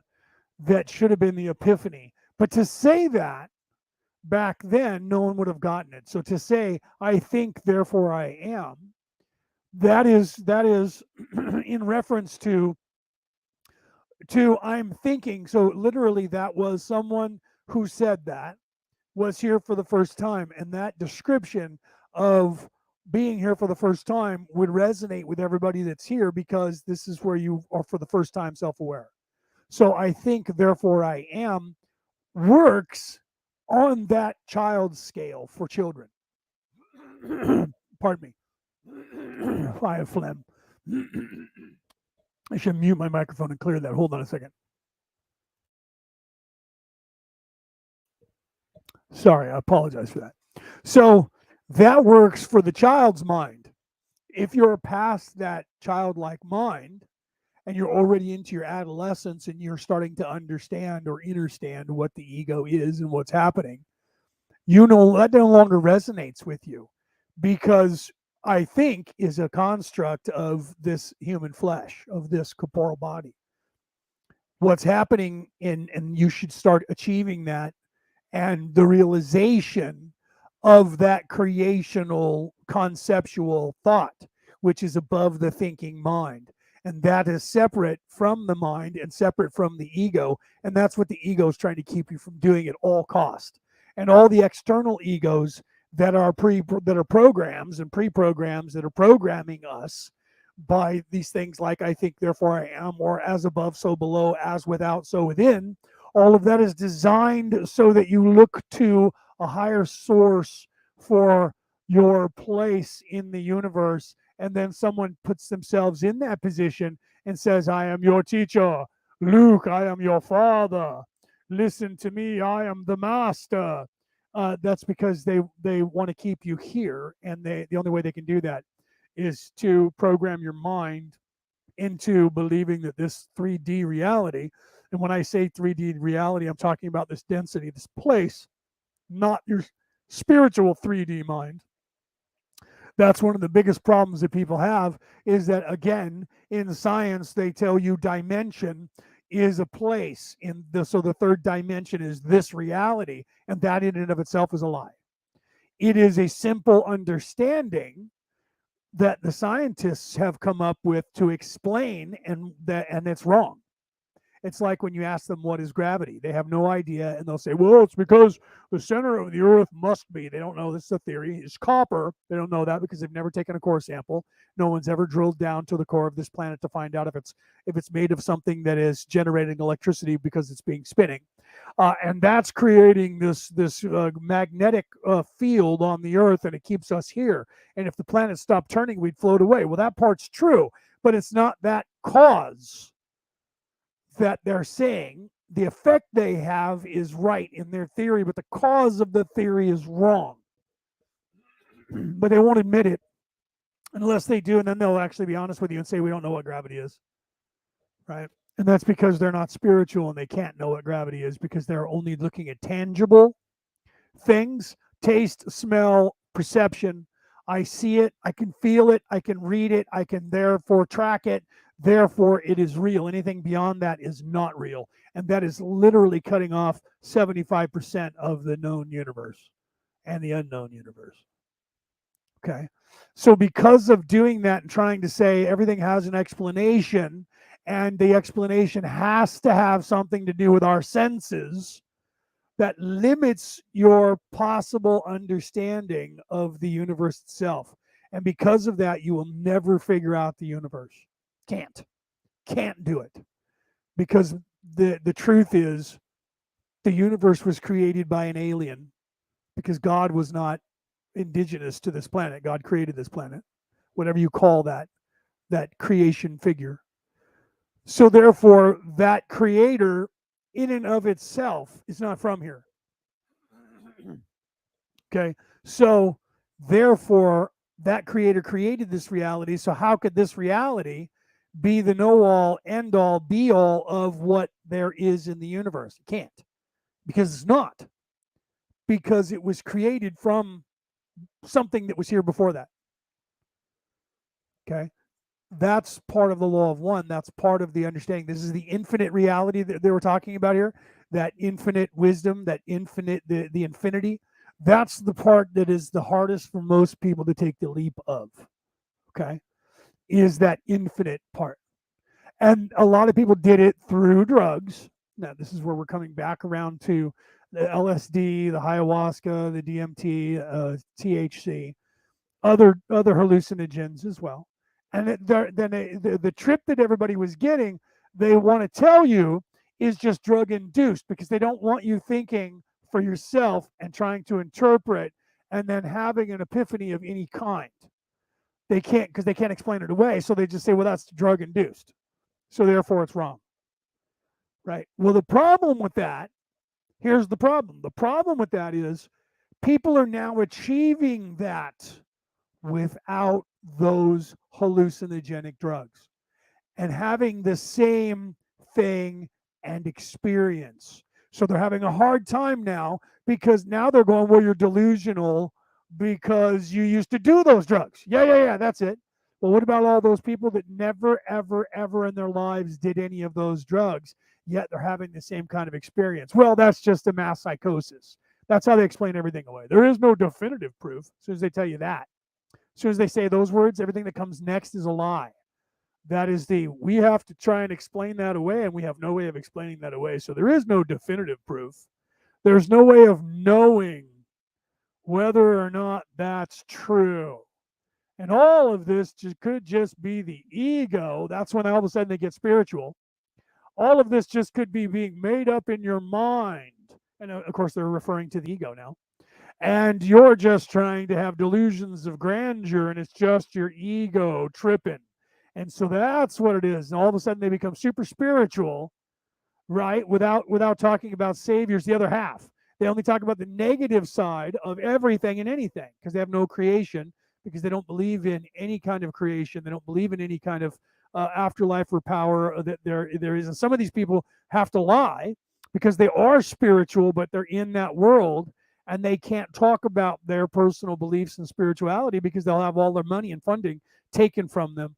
And they're just hoping that someday they can influence and slowly start changing things and hope that maybe they can prove that things are on a spiritual level. And that's what they're all the ones who believe are trying to do, but they can't do it without coming out. And because of that, it's been stifled purposefully, and therefore you'll never figure it out, and they have an answer for everything that you could possibly do, and your ego will just run along with it. Right, there's people that are convinced there is no afterlife. It's just the ego's desperation to not end. And so to pretend that there is an afterlife so that you believe in the afterlife is just the ego feeding you that idea and that place. So when you're in this place in your afterlife, they're trying to tell you that it's just the ego telling you that that's that place, and so therefore you're still trapped in the ego. You just don't know it. That's kind of like the earth is flat, and the reason they know that is because some guy in the 1700s was able to see the firmament that nobody else can see, and he was the only people, him and his entire crew were the only ones that were unaffected by the firmament. They were able to find it, right? But you can't, and no one else can, and then for some reason no one since then has ever been immune to the firmament, but it's there because some guy said it in 1777 who was in fact trying to set out to prove the world was flat. Okay, and he sailed 70,000 miles in one direction without provisions, weird, and then sailed back 70,000 miles without provisions, weird. So I don't know when they ran out of food and water or where they stored 70,000 miles, because the earth in fact is only about what, 10,000 miles around, if that, right? So they went 70,000, or even though they only went, let's just pretend they went 17,000. Let's pretend they went 7,000. In the 1700s, they didn't have motors. They were sailing or they were rowing. So you're going to tell me they sailed all the way the distance of what we now know is the entire face of the earth without ever having to stop for water or food. Ever. And they did it twice, because they went one way and there was no islands there because it was just the firmament. And then they came back to the place where they had turned down the firmament and then turned to come home. So they didn't get any provisions for at least minimum 14,000 miles. People can't go from Europe to America, which is just above 3,000 miles, without having to stop for provisions. Today we can, because we can get there in like a day or two. But it used to take a month to sail all the way across the pond. It wasn't like now where it took an hour and a half by plane. Okay, so if it took that long, say a month to go from here, to South America, they had to stop along the way 2, 3, 4, 5 times. But these guys didn't, right? So the same thing goes here. They can't take that leap of faith in any way. So you're either spiritual or you're not, and that's where they are. It's just like with the whole archaeological digs. You're either spiritual or you're not. So you either just believe that, and which is weird because every documentary, whenever they find anything, immediately says this was a religion, and this was the place where they must have sacrificed people, and they had big religious rites. It's not always a religious place. Sometimes they were playing fucking football, man. Okay. They found that the Aztecs that's where they came up with lacrosse, and something else was invented from the natives, and they found that a couple of the games were in fact just games. Okay, they were just games that they were playing. It was not a religion. It was not a spiritual event where everybody was getting high and seeing God. It was like the Roman Colosseum. Okay, so it's not always what they want to tell you. But then again, they always try to tell you when first they go, this has nothing to do with spirituality, yet this was the place of worship. So they always say that, which is weird. But then they don't want to have any more part of that. There's no other mysticism here. Look away now. It's not part of what we're here to get paid for. We're not trying to prove that. We're just trying to prove that there was places that people lived back then. And that's all we're trying to prove. We don't want to find out how they actually live, but we have to find out how they live. But we don't want to know anything about their spirituality. Why? They don't want you knowing anything about their spirituality or yours. That's why. All right, let's continue. You are able, randomly and without control, to tap into energy sources. They may or may not be entities who wish to serve. The purpose of carefully and consciously opening this channel is to serve in a more dependable way, in a more commonplace or usual way, as seen by the distortion complex of the healer. To others there may appear to be miracles. To the one who has carefully opened the door to intelligent infinity, this is ordinary, this is commonplace, this is as it should be. The life experience becomes somewhat transformed and the great work goes on. At this time we feel these exercises suffice for your beginning. We will, at a future time, when you feel you have accomplished that which is set before you, begin to guide you into a more precise understanding of the functions and uses of this gateway and the experience of healing. Question 6.2. Questioner, I've been asked if it is possible for Tomplahati to attend one of these communication sessions tomorrow. Are you familiar with the entity Tomplahati? Answer, I am Ra. This mind, body, spirit complex, sound vibration Tomplahati is acceptable. We caution you to carefully instruct this entity in the frame of mind and various appurtenances which it must understand before it is conducted into the circle. Question 6.3. Questioner, I'm not quite sure what you mean by appurtenances. Ra, I was referring to the symbolic objects which trigger this instrument's distortions towards love light. The placement and loving acceptance of the bile present is important in the nurturing of this instrument. Therefore, the appurtenances involved must be described and their presence explained in your own words at each learning, for you have the proper attitude for the required results. Question 6.4. Questioner, I think this might be an appropriate time to include a little more background on yourself, possibly information having to do with where you came from prior to your involvement with planet Earth, if this is possible. Answer, I am Ra. I am, with the social memory complex of which I am a part, one of those who voyaged outward from another planet within your own solar system, as this entity would call it. The planetary influence was that you call Venus. We are a race old in your measures. When we were at the sixth dimension, our physical beings were what you would call golden. We were tall and somewhat delicate. Our physical body complex covering, which you call the integument, had a golden luster. In this form we decided to come among your peoples. Your peoples at that time were much unlike us in physical appearance, as you might call it. We, thus, did not mix well with the population and were obviously other than they.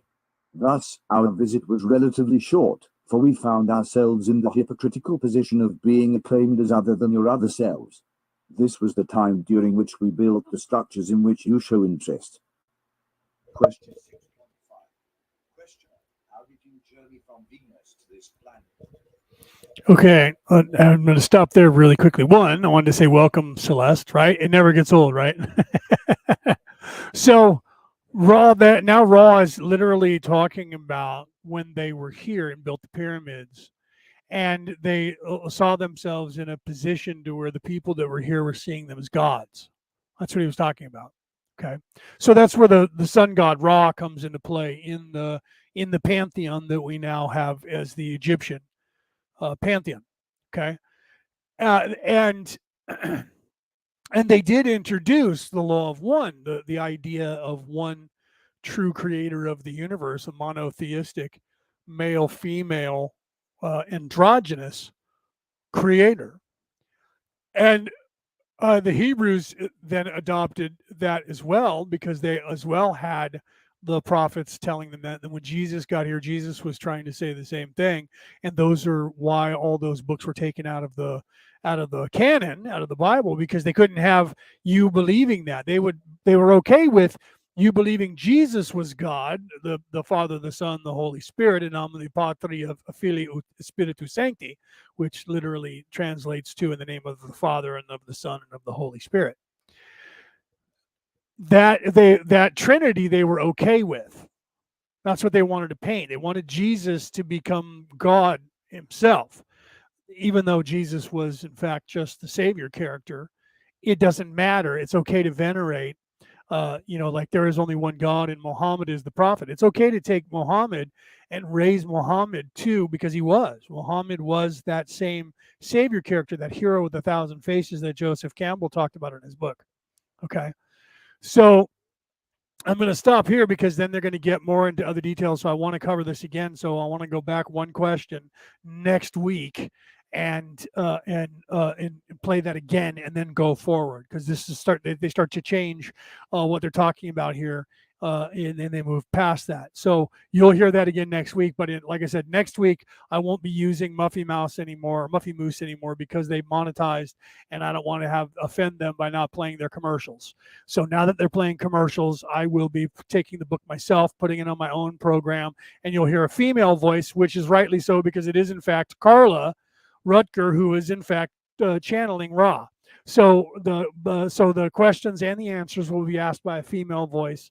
I'll put that into my own program. I believe I still have it. If I don't, I'll just grab another program. They're there, right?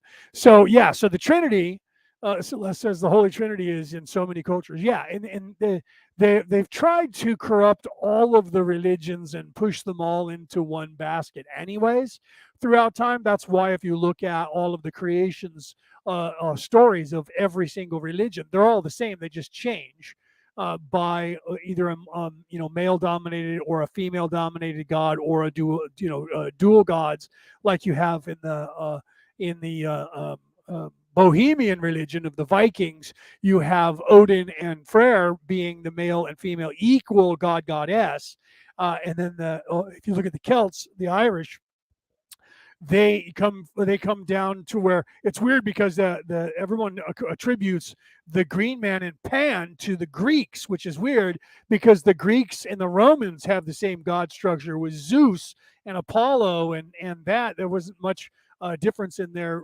structure, but yet Pan is not anywhere in that structure. But yet the English and the Europeans claim that Pan came from the Greeks, which is not true. Pan came from the Vikings and the southern Vikings, which is another form of the horned stag, or the Green Knight, or the or Chrononos, or Cernanos, depends on how you pronounce it, which is Behemoth, not Baphomet, not Behemoth. There's a difference, just like there is with Shiva and Shiva, right? Right. So one's male, one's just like Freyr and Freya. One's male, one's female. And then there's Freyr and Freyr, who are both, one's female and one's male, in the Viking religion. So you have to realize who you're talking about, and how this is how the problem started with Anu, and the word Anu na ki being three words, meaning the prince, or the princely one, or the king came to town, or those from the heavens came to earth. Okay, so right, Celeste said many names of the same thing, and they mean the same thing. So that's it. It's all, if you look at every single, I've talked about this, and I'm going to do a documentary about it and do a whole thing showing this. If you look at Joseph Campbell's book, and it's really thick, 1,000 pages or so, of Heroes of a Thousand Faces, or the Hero with a Thousand Faces. He was onto it as well. When you read all the scrolls, you realize the one thing they have in common is that the story is almost identical. They just change a few things, like in the Viking, when they destroy the Tiamat character, they use the skull to make the sky, and then half of the skull is the sky, and the other half is the land, the earth. So you have Midgard now, and then they take the eyes and the teeth and make the stars. And then if you go over to Marduk, they kill Tiamat, and Tiamat's the dragon. That's the dragon of the North Sea from the Viking story. And now you have Marduk, who is the Thor character who fights his mother, the goddess. It's actually his grandmother if you look at the Akkadian mix with those. I was looking at that, but it's actually supposed to be his mother. In any case, he becomes the savior character. He's actually third or fourth down from Tiamat, which is odd unless you listen to the Mesopotamian version, and then he's not third or fourth run down as a demigod. But in the Akkadian version, he is, or the two when they mix them together. That's where the thing gets all weird that I was talking about earlier, and I kind of touched on it. However, it's still the same character. Then they took the part of her skull and put it into the sky and made the sky, and the other half of the skull became the earth. It's the same in all pantheons, where something that they destroy, and it's usually some dragon. In Jesus fought the serpent, which is, what is a dragon but a serpent, right? The dragon is a reptile, A snake is a reptile. He fought the reptilian. So Jesus fights the reptilian, but he fights the reptilian in the garden who tempts him. So it's not an actual battle. It's a battle of wits, not a physical, conventional warfare. It's the battle of wits, but it's still the same fight. It's just told differently. Do you see? And then Jesus defeats the dragon. But Jesus isn't the creator of the universe in that story. The universe was already created before Jesus got here. Do you see? So they changed the story slightly, but then they changed the name of the god to fit the hero character or the savior character, but they're all exactly the same.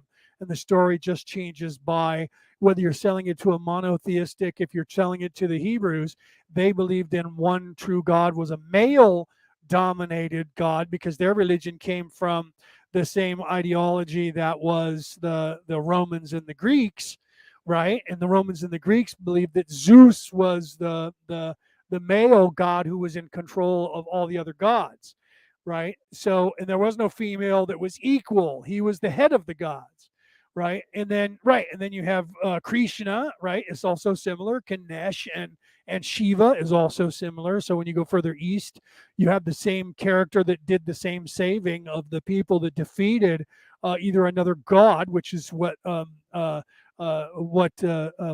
is fighting another god. Tiamat is a goddess, and he's fighting this goddess who is in fact, is the mother goddess of all of creation.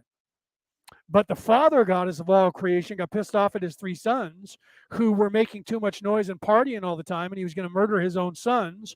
And someone from his court, from the father's court, went to the sons, I think it was Mumu, went to the sons and said, he's going to murder you. So the sons killed him. Then mom got pissed off because they killed her man. And she was then raged war on anybody that was in her path and was going to kill the sons. And they were trying to find somebody to stop her and kill her. And eventually everybody ran from her and was afraid of her until Marduk showed up. And Marduk became, was given you're the god of all the gods now. And he was able to defeat with his arrow, which is weird, right? Because what? Thor and Odin had a spear, and the arrow was what? Shooting a spear or shooting a projectile. And every time he threw his projectile, it struck its mark. That was Odin with his spear. And then you have the warhammer of Thor, and whatever he threw it at, it also struck. So you have Marduk firing his arrow and his warhammer. So he's throwing a projectile but he's shooting it, and then he's throwing his projectile weapon, which is Mjolnir, the same thing. So, but these creation stories happened oddly at the same time. But here's the thing: they've now discovered in the last year through DNA that the people over there in the east were in fact conquered and owned and operated by the Norwegians. So as time goes on, more and more and more, they're finding out that the people of this earth and all of their history doesn't go to the east, doesn't go to Africa, doesn't go to Australia, but in fact goes to Norway, goes back to the Vikings. And then no one wants to allow that to happen because nobody wants the Vikings to be the people, because you can't have the white people be the people who actually started on this planet first. However, genetically, they're starting to find that that's happened. But that only happened in the last 77,000 years because there was another deluge before the deluge, or there was another destruction of the earth prior to the flood. There was, in fact, a meteor strike that happened prior to that. Okay, so yeah, Neanderthal DNA is still here, right? So there were. I love that you say that, Celeste. Celeste, it reminds me of that. There were 7 other bipedal human races other than the one that we are that were here. 7 that we're aware of, and we think there was as many as 14. Okay. And some of those DNAs, like the Neanderthals and the Denisovans and the what they're calling the hobbits, those are still here. Okay. And that's not even including the African DNA, right? 7 great tribes. I would suggest that there's probably 12. The reason I say that is that the cyclical nature of the universe is multiples of 12.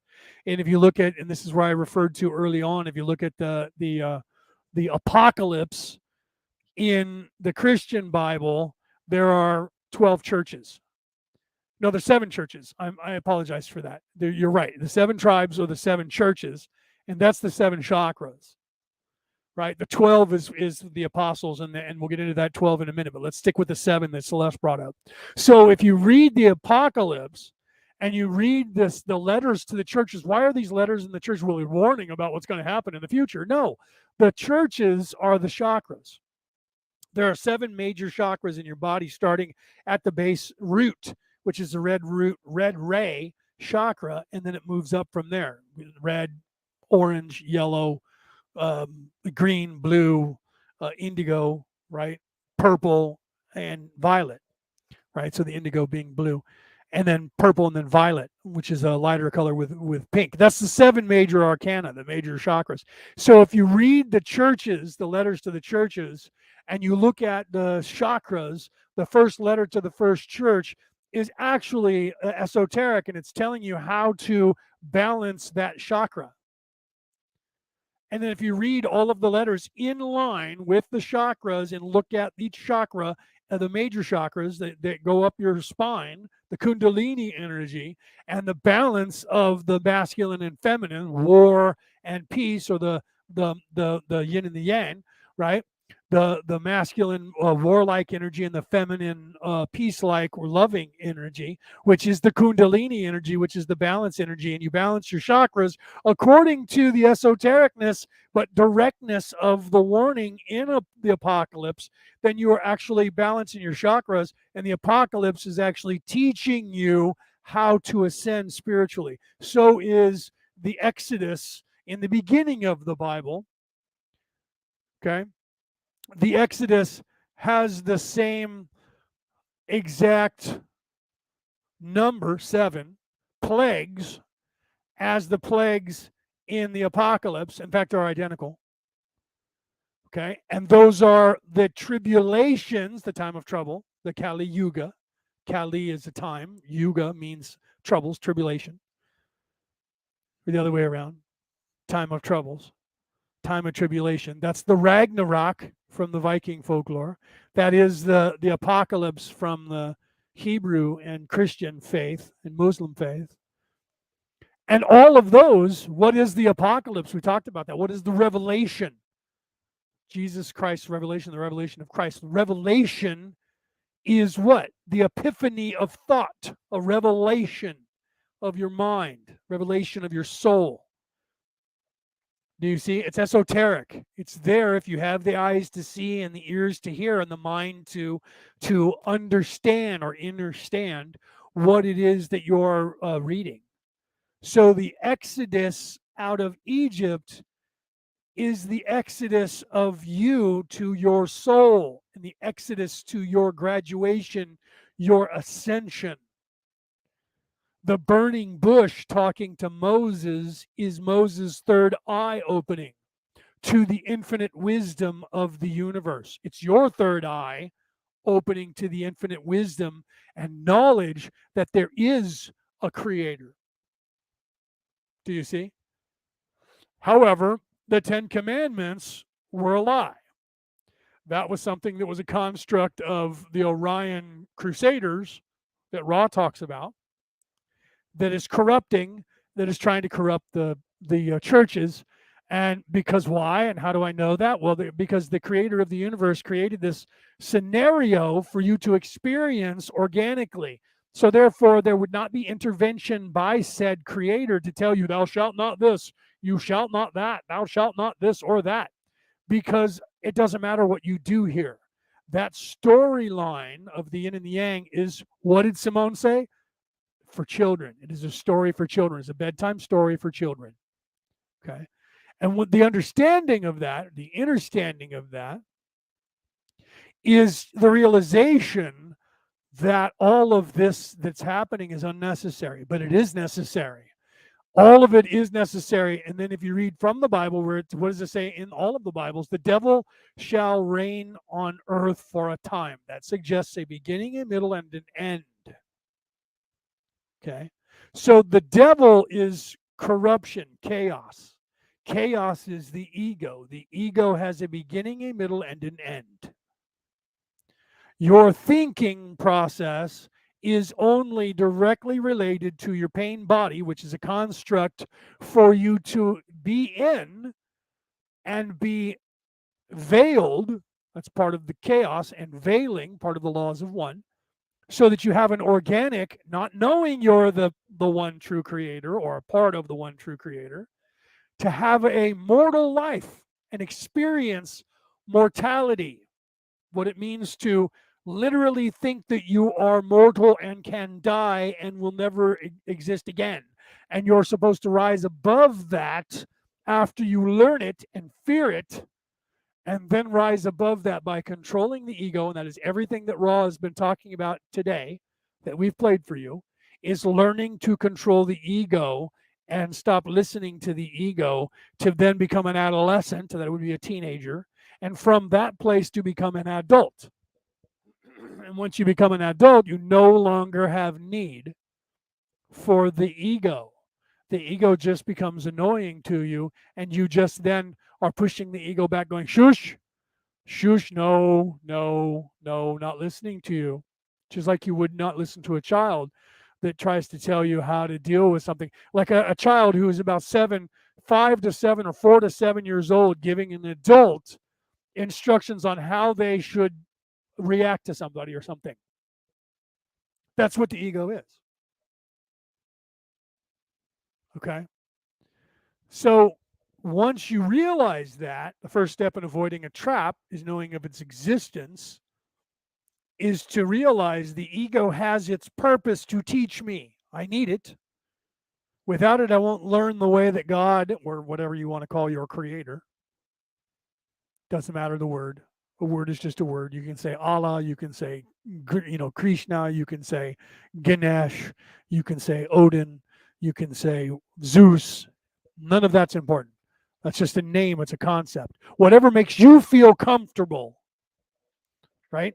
So if you get offended, you get triggered by people saying, there is only one prophet, there is only one God and Muhammad is his prophet. There is only one God and Jesus is his prophet. Let's go to war, right? Yeah, you can say coffee, right? Simone said you can say coffee. Doesn't matter, right? You could say, fingy donk, right? It's as absurd as pronouns. I am, my pronouns are fingy and donk. You can call me master or God.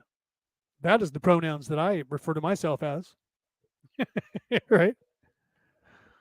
And I'm non-binary. Well, I personally, I sort of tend to fall into the category of I associate with the binary code 0110010. That's silly. Okay. So it doesn't matter whatever you want to call it. You can call it whatever religion that you like. Whatever spiritual word you use for your deity, it's not important. The concept of that deity being all-knowing, all-loving, and the creator of the universe is the only thing that matters. Okay? The infinite knowledge and infinite wisdom that is infinite thought. You have to realize infinite thought. You have to realize, let's go back to the very beginning of the law of one. Imagine, that you thought. What did you think today? What thoughts did you think today? And of those thoughts, what thoughts were of the original creation? What thoughts were of the original thought that you thought today? Right? The answer to that is yes. All of the above. That is the actual answer to the query. Okay, yes, everything. Everything that I thought comes from the original thought. Everything that I think comes from the original thinker. It comes from the original thought. Why? Because I am that. So are you. So everything that you can imagine, this is where I get back to, there is no story that hasn't already been told. It's just a matter of your version of it. And that's good, though. And I'm not trying to say that that's bad. And I should have said that at the time. And here we are, all 3 hours later. So any of you who made it this far and listened to the beginning, I wasn't trying to say that would give up and don't tell a story, because each individual, the whole purpose of this exercise, that's why they call it an exorcism, by the way.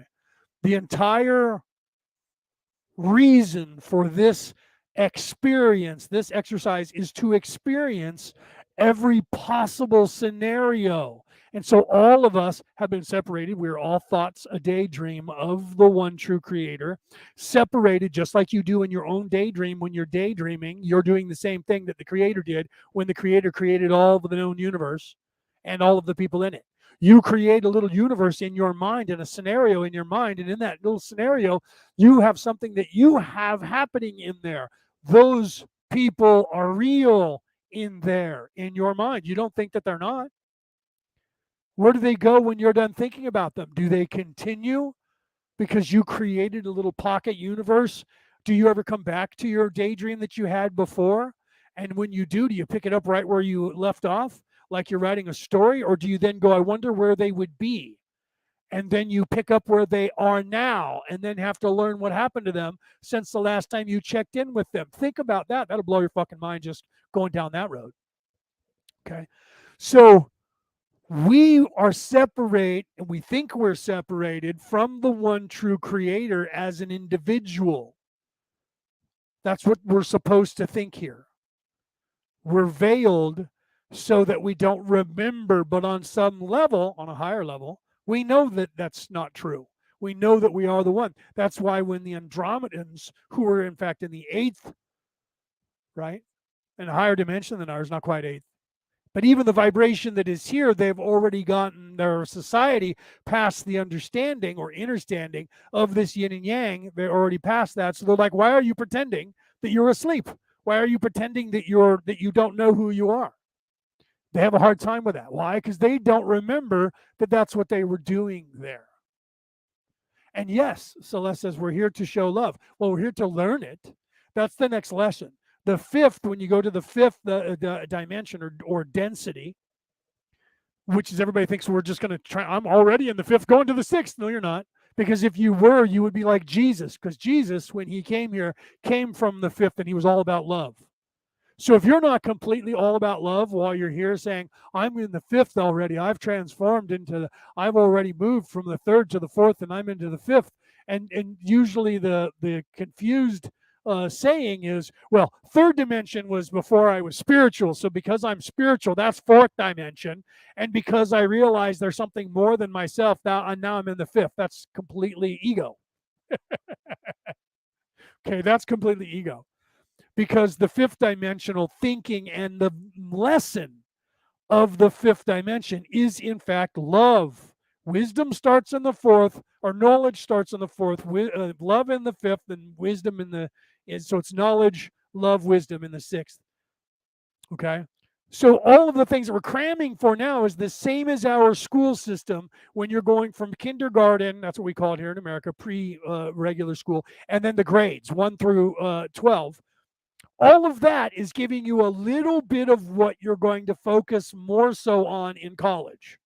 So you have all of this, what we call general education, that is for children.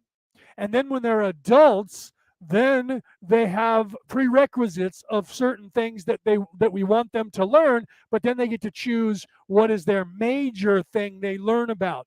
There's a reason that we have set up our educational system across the entire planet that way, because we subconsciously know that is the educational system of the one true creator of the universe and the universal mindset.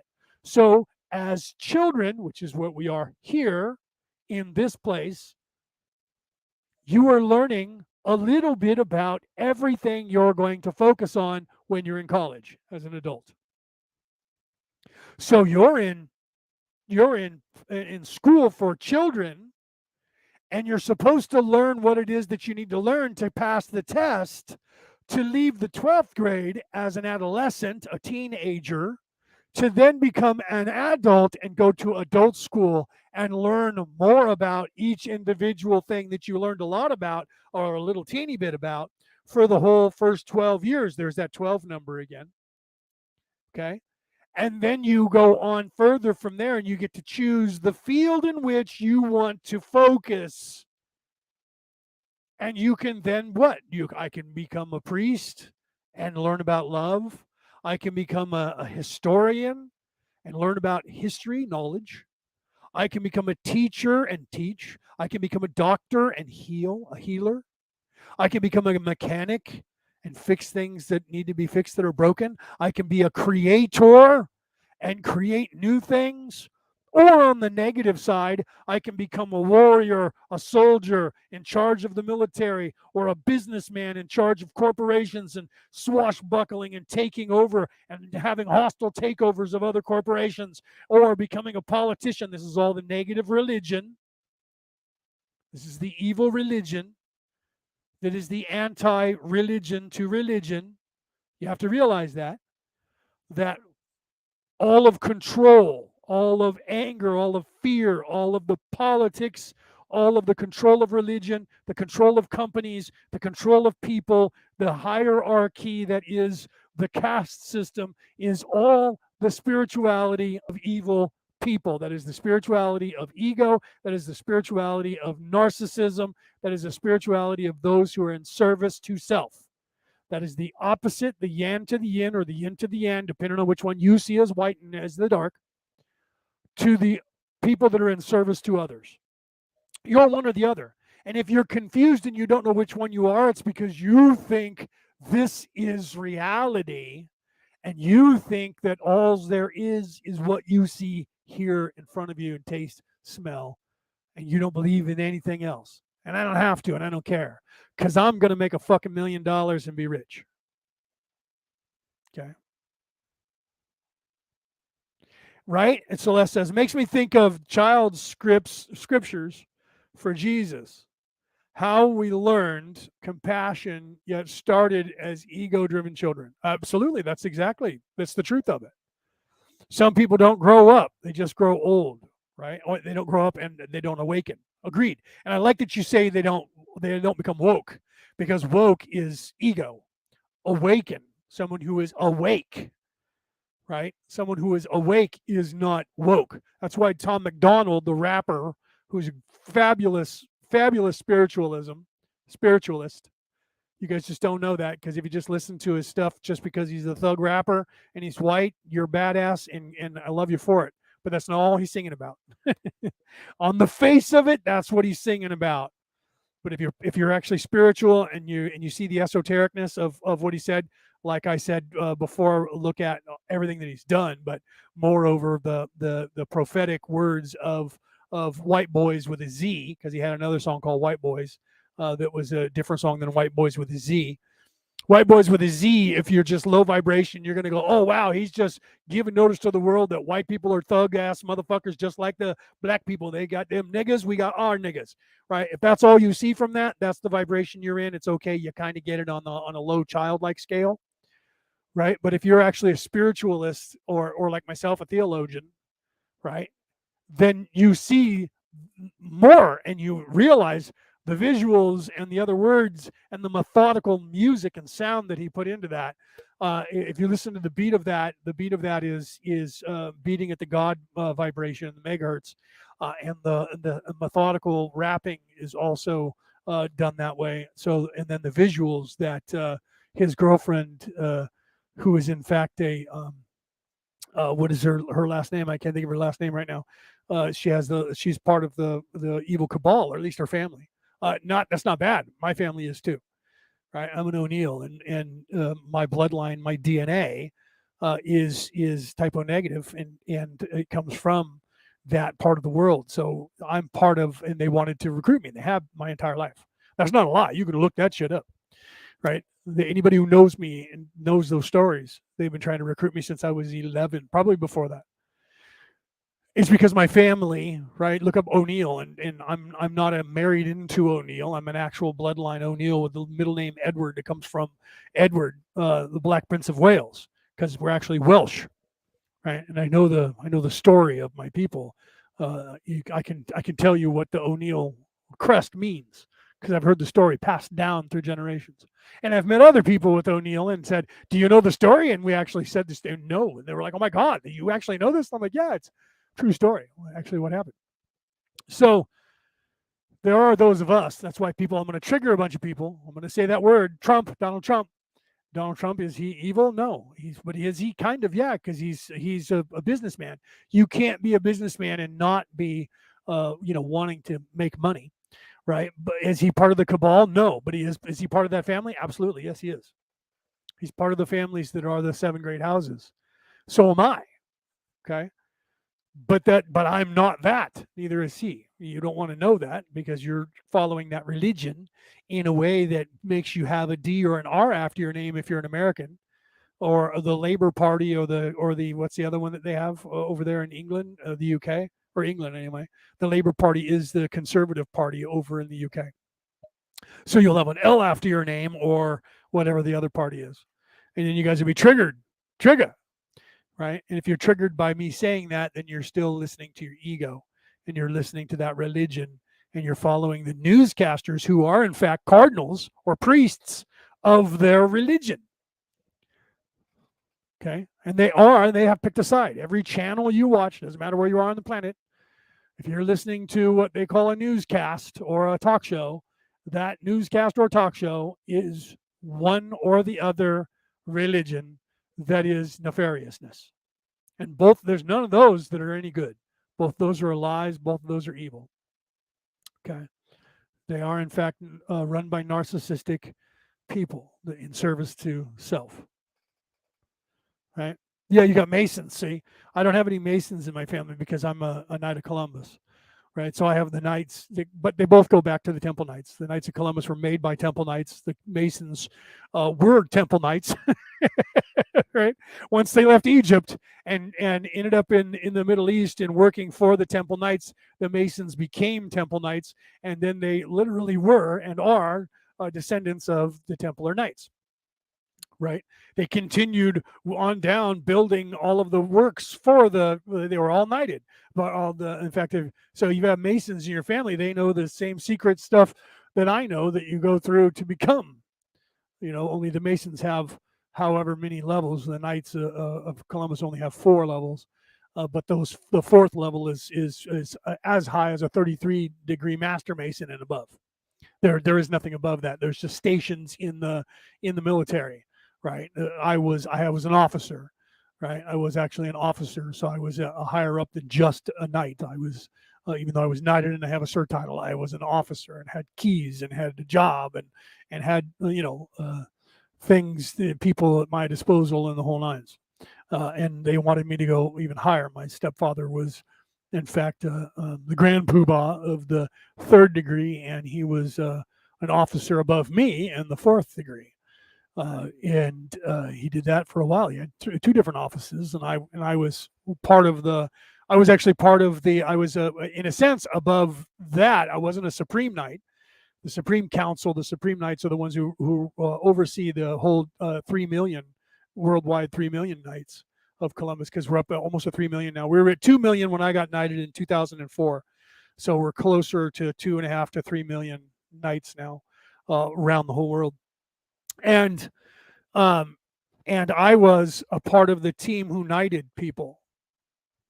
Okay, so I went around and I had the script, and I went around and participated as a character in the 1st, 2nd, and 3rd, not the 4th, because that's done by clergy.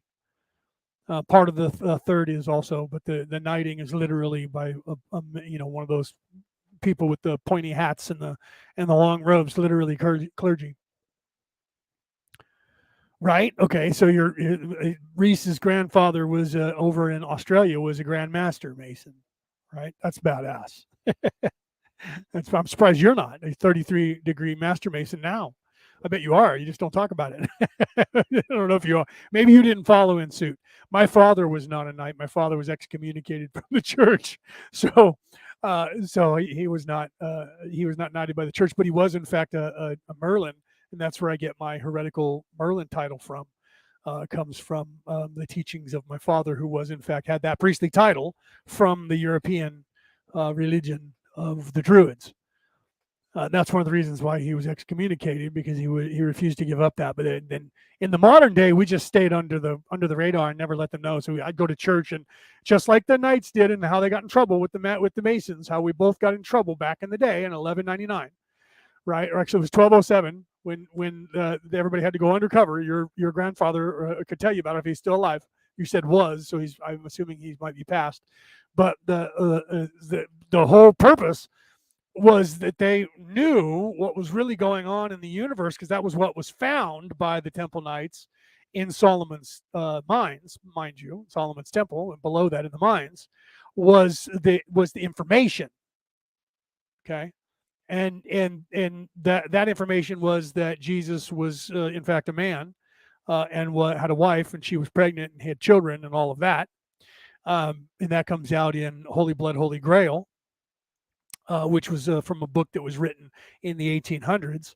And then that was based on a book that was written prior to that. And that goes all the way back to the time in the 1300s when the Pope in Rome slaughtered 2.5 million French in the south of France to shut that whole message down, which is what Dan Brown based his Da Vinci Code on in the book and the movie on. Was those books, not just those two, or those three, but the Mary Magdalene Chronicles and the Templar Chronicles, and Mary and her knights, the Temple Knights, and the story that happened from that time, 1207, when we got into trouble, and they said that we were heretics, in that we were pagans and all of this, because we had found out the real information that they were trying to hide and wouldn't give it to the church, along with a few other artifacts that we don't want to get into and don't have to get into right now. And that's why they went to arrest them all. Not just that, but because they also owned more of Europe than the Pope and the King in France combined. And both of them owed them all kinds of money that they had borrowed for their wars. And so they had land and military and money, and they wanted all of that. So they decided that they could just attack them all at once. That was on Friday the 13th, October, Friday the 13th, in the year 1207. And that was at 8 a.m. in the morning, local time to Zulu time, is what we would call it now in military, to local time to Acre, or Ak, depends on the where you come from. The city, which is still there by a different name now. That was Acre, and so they arrested all of the knights, and the knights were warned, and they disappeared. So they only arrested like less than a tenth of the actual knights. And the Grand Master stayed behind as the sacrificial lamb to save the rest of them, and the knights disappeared into oblivion, never to be found again. And then they started like 4 countries, and eventually helped America become America, helped Australia become free, helped Scotland become free, Ireland become free, France to become free, Germany to become free, Belgium to become free, Denmark to become free, and of course the Viking countries, they never really were under occupation. But most of the free world today is because they created Switzerland, and the banking system that we currently own is the banking system that they use, not the one that's the fake one that's made and controlled by the guys over there in Italy. Not the Fed, but the banking system prior to that was based on gold, the gold standard, that a lot of countries are going back to. So, see, they understood what was really going on in the universe, and they refused. They believed in being upright and speaking the truth, even if it led to their death, and they refused to bow to the powers that should not be on the planet. And there was a revolution by them, and then there was a war that went on for 150 years to stifle them and shut them up. Right? Yeah, that could explain my surname apparently originated as an alias. The name that I'm using currently, talking to you on, is in fact an alias. That surname is an ancient surname, but it's not the one I was born with. It is my true surname, but it's not the one that I was born with. Because we had to take an alias as well. Right? So you will find that if you have any connection to any of the Temple Knights, and that's over 1,000 years now, because that was they disappeared in 1207, and the war went on until 1170. And then they were by that time they were solidified as countries again, Spain, and Portugal, and Scotland, and then further north, and that's where you have uh, all of that going on, and then they have that in history now, and they show it. They just know that that's why you have the Scots now. Rosalind is there, and they've remade the order. St. Clair, the family who were the last Templar masters and master masons of the Templar organization. That family started the Templar Knights again. They're alive right now. You can look them up. Templar Knights are a thing. You can join them. Right. So, and then the Knights of Columbus were made here in America by descendants. It was a priest by the name of Father McGivney, and who was a Mick. Everybody associates the Italians with creating the Temple or the Knights of Columbus, and it was in fact an Irish Catholic by the name of McGivney, and this is in Connecticut here in America. And it took 150 years for the church to embrace them as a holy order in the church, and that only happened in 1969 from Pope John Paul II. So literally 150 years, the Knights of Columbus were considered an outlaw organization within the church. But there's so many American Knights, there were so many American Catholics who became Knights of Columbus that the church had to embrace them. And so a forward-thinking Pope, Papa Juan Pablo, was the one who said we need to embrace them because they still know what they know. And when you get knighted as a fourth degree, you kind of get a little bit of that information. And if you take that information and run with it, you learn everything else. But they don't tell you openly. Right? Well, yeah. All right. So, yeah. So it says, I still get hung up on how horrific the burning times were. People don't realize how long they lasted. Yeah. She's talking about being burnt at the stake, and how long you would stay alive until your lungs were filled up with the hot. Usually you would be burning, your body would be cooking, and you wouldn't die from the pain. It was once the flames got high enough to where you inhaled, or the heat got hot enough to where you inhaled enough to cook your lungs, and then you would die. And yeah, people don't know. That's like the movie, the movie, The Kingdom of Heaven. Ridley Scott made that, and if you watch the interviews on the DVD, he'll tell you that it was more of a documentary. Then I guess I could turn this off, and actually go back to having my camera on. If you look at the interview with Ridley Scott, he says they had to downplay the violence for that movie, which was more of a documentary than it was acting. There was only a few things in there they weren't sure of. Like, for instance, they weren't really sure in history that Balian was the son of Godfrey. That's it. Everything else happened the way you see it in there, including the king of Jerusalem being a leper. He was younger. In fact, Edward Norton played him. A lot of people don't even know that Ed Norton played that character because he wore a mask the entire time. And he was a leper, so when he took his mask off, the only thing you saw was him with makeup and his nose missing, and him having leprosy. So if you listen to the voice, though, it's Edward Norton. Look it up in the credits. That was a great acting job by Edward Norton to play that character, and never to be seen. Not very many actors would do that. Most of the actors, they in fact, even what's his name who played Balian, you saw his face all the time. He took his helmet off so you can see his face. They do that in Hollywood because people get confused quickly, because they're not like in the old days. They knew who knights were by what they wore, like the Black Knight, by the sashes and the stuff, that whatever they were painted by, or whatever their emblem was on their shield, told who the people were. And it was that way throughout history, always, until the militaries started not allowing the warriors to do that, and then they became anonymous warriors. But it wasn't until really the modern age to where they take away your identity and don't let you be that. But even then, the guys still figured out how to do that. So people could still look at a distance and see somebody and know that's Achilles, that's Achilles or Achilles. You don't want to fuck with Achilles. right? Because he'll kill you. But even then, the story is that his nephew got killed, or his cousin got killed, because his cousin fought like him and acted like him and wore his armor and moved like him because he was taught by him. And everybody thought that it was him until he got his throat slit and they pulled off his helmet and realized that it was in fact what was his name? I can't think of his name. Thelonious? No, I can't think of his name, but he was his cousin. It wasn't even him. Right, and that's part of the storyline. So, what does all this have to do with the law of one? The ancients had a better understanding, there's that word again, understanding, comprehension of the universe than we do now.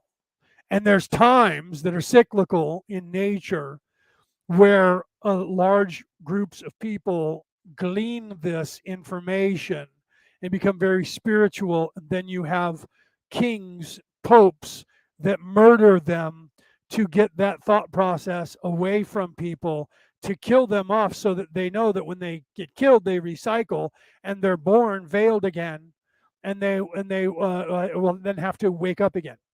And that's what they continue to do over and over and over on this planet. Okay. And that happens quite a bit. And they've been trying to do that here. And they've been stifled this time more than they have in the past. But this is still a cyclical nature. This is the seventh time. If you heard that, the seventh son of a seventh son, we're in a temporal war, and we're in the seventh generational war. And it doesn't mean, when I say generation, it doesn't mean my generation and 7 people behind me. Okay. We're talking 7 entire creations of the human race. We are the 7th time just in this cycle that the human race has ascended to this place in its existence. Do you understand? 6 times prior to now, this earth has been destroyed on a mass scale to restart. And that's done on purpose, not by evil people, but by evil people. But that's hard to explain if you haven't risen above the yin and the yang and the idea of good and evil being for children, and you're not seeing it from the top down. It doesn't make any sense to you when I say it. It sounds crazy, right? I can say it to you, but it'll sound crazy, right? So if you're ready for it, you'll get it and you'll understand it when I say it, right? Because you're already looking down on the yin and the yang. If you're already above that in vibration, you understand what Simone said earlier, that it's the story for children, and what Celeste said when she said, law one never gets old, no matter, because even though she knows that in her mind, she knows that it's simple in very many aspects, but not in others, because there's a vibration throughout the story itself that is for every vibration and everywhere in between for you to understand or understand. Just like everything else, just like the Bible, just like everything else. It's in everything. It's designed that way. That's the spiral nature of the universe. That's the golden mean ratio, which is the spiral to the Fibonacci sequence, which is the triangles or the blocks, right? It's part of the same mathematical equation. One would be the nature, natural universe, and the other would be what? The fractals. The fractals are the sharp angles, right? And then the spiral is not the Fibonacci. Everyone says this, there's a Fibonacci sequence. No, the Fibonacci sequence is the triangles or the rectangles that are going tit, tit, tit, tit, tit, that make the spiral. The spiral is the outside edge. Those are 2 fractions of the same whole, but they're completely different mathematical equations, right? So people, it's just like saying the eye of Ra, when in fact that eye is the eye of Horus, not the eye of Ra. And everyone says the eye of Ra. It's not. It's not Ra. It's not Ra at all. It's Horus. That's the eye of Horus. So saying that the spiral is the Fibonacci sequence is not true. The Fibonacci sequence is not 0.1, what is it, with 0.068 or 468? I don't know. I'd have to look it up. Right? I have to look it up. I did a video on it, and I'd have to look it up. But that's not the Fibonacci sequence. Fibonacci sequence which makes up those triangles, is 1 plus 1 is 2, 2 plus 1 is 3, 3 plus 1 is 4, right? Or the one before that. So 1 plus 1 is 2, 2 plus 1 is 3, 3 plus 2 is 5, 5 plus 3 is, right? And that's how it goes. It's the digits. So 1, 0 plus 1 is 1. 1 plus 1 is 2. Then 2 plus 1 is 3. Then 3 plus 2, so it's the current digit plus the one prior to it, equals 5. 5 plus 3 is 8. 8 plus 5. Do you see where I'm going? That's the Fibonacci sequence, right? The golden mean ratio is not that sequence. It's literally a mathematical equation that is, that is 0.1468 or something close to that. I'd have to look it up. Give me a second here, and I'll do exactly that. I will look it up. Let me get out of the full screen here, because I made a video of see, it's actually in the opening credits, by the way. If you look at the opening credits of this show, I actually have the golden mean ratio in that actual visuals. All right, let me turn this off because I'm trying to play the law of one here. So the golden mean ratio is, now I'm going to play it here, it's 1.618. Okay. 1.618 is the golden mean ratio. 1.6180339887498, and it keeps on going. Okay. That is the golden mean ratio. That's completely different than the Fibonacci sequence. But the Fibonacci sequence is the triangle, or the blocks that are tilted into a circle that become a spiral. The spiral itself is the outside arc. That's the golden mean ratio. So there are facets of the same but different, right? You're not going to figure out by using that ratio. By the golden mean ratio, you'll figure out 3, 6, and 9. And then that will actually tell you about gravity. But there's spirituality involved in that. Actualized.org. Spiritual dynamic video is fantastic. Yeah, right? Take a look at that, guys. We'll put that up there. Celeste recommends that. Actualized.org. And watch the physical or the spiritual dynamics video. So to start to learn either to become a healer, they were using that as the example in session 4 through 5, right? Or going into 5, into 6. You have to align your chakras. Okay. So everything that I've been telling you is a parody or a parable of how to align your chakras and why. Okay. To align the chakras is to know creation. To align your chakras is to know yourself. To know yourself is to know the mind of the universe. That's infinite wisdom, infinite wisdom, infinite love, all of the things, infinite knowledge, everything that is infinite is to know infinity. To ascend to those places is to know the mind of God. To know the mind of God is to know your own mind. Someone in one of the chats today, which I'm going to combine because there's 2 chats now for the Law of One. One that is the Law of One class chat, and one that's entitled the Law of One. One has 7 in it, one has 9 or 10 in it. The one that's got 7 in it, I'm going to integrate. But if somebody in there said, "Can I get to know you?" And I said, "I'm not the one that you need to get to know. It's yourself that you need to get to know." Right? I don't need anyone to get to know me. I need to get to know me. You need to get to know you. To know you is to know me. To know you is to know the universe. To know yourself is to know God. Whatever you call that figure in your head. Whatever is comfortable for you, whatever name you use. Peanut butter, coffee, like Simone said earlier. Whatever name you give that to whatever religion that you grew up on that you're comfortable with. Okay? Because the name doesn't matter. I wrote a paper on that and put it out there to the internet. It's out there in the ether somewhere, and is titled "The Conversation with God." And I wrote that guy walking down the street, he sees this old guy, and he looks at this old guy and he realizes that's not just a man, it's actually God personified in the body. And he asks him, "Are you God?" And he says, "Well, that's relative to your thinking." And he said, "Well, if you're God, I have some questions for you. First of all, what do I call you?" And he says, "Well, what's in a name? So does it matter? You can call me whatever you want." He said, "Well, what is your true name?" He said, "I don't have a true name. I just am." That's where you have the burning bush saying to Moses, he says, "Who do I tell them sent me?" And he said, "Tell them I am sent you." Because I am, that's like Popeye said all the time, "I am what I am. I is what I is. I am what I am." I don't have a name because I just am. Why? Because he's being, because they are being.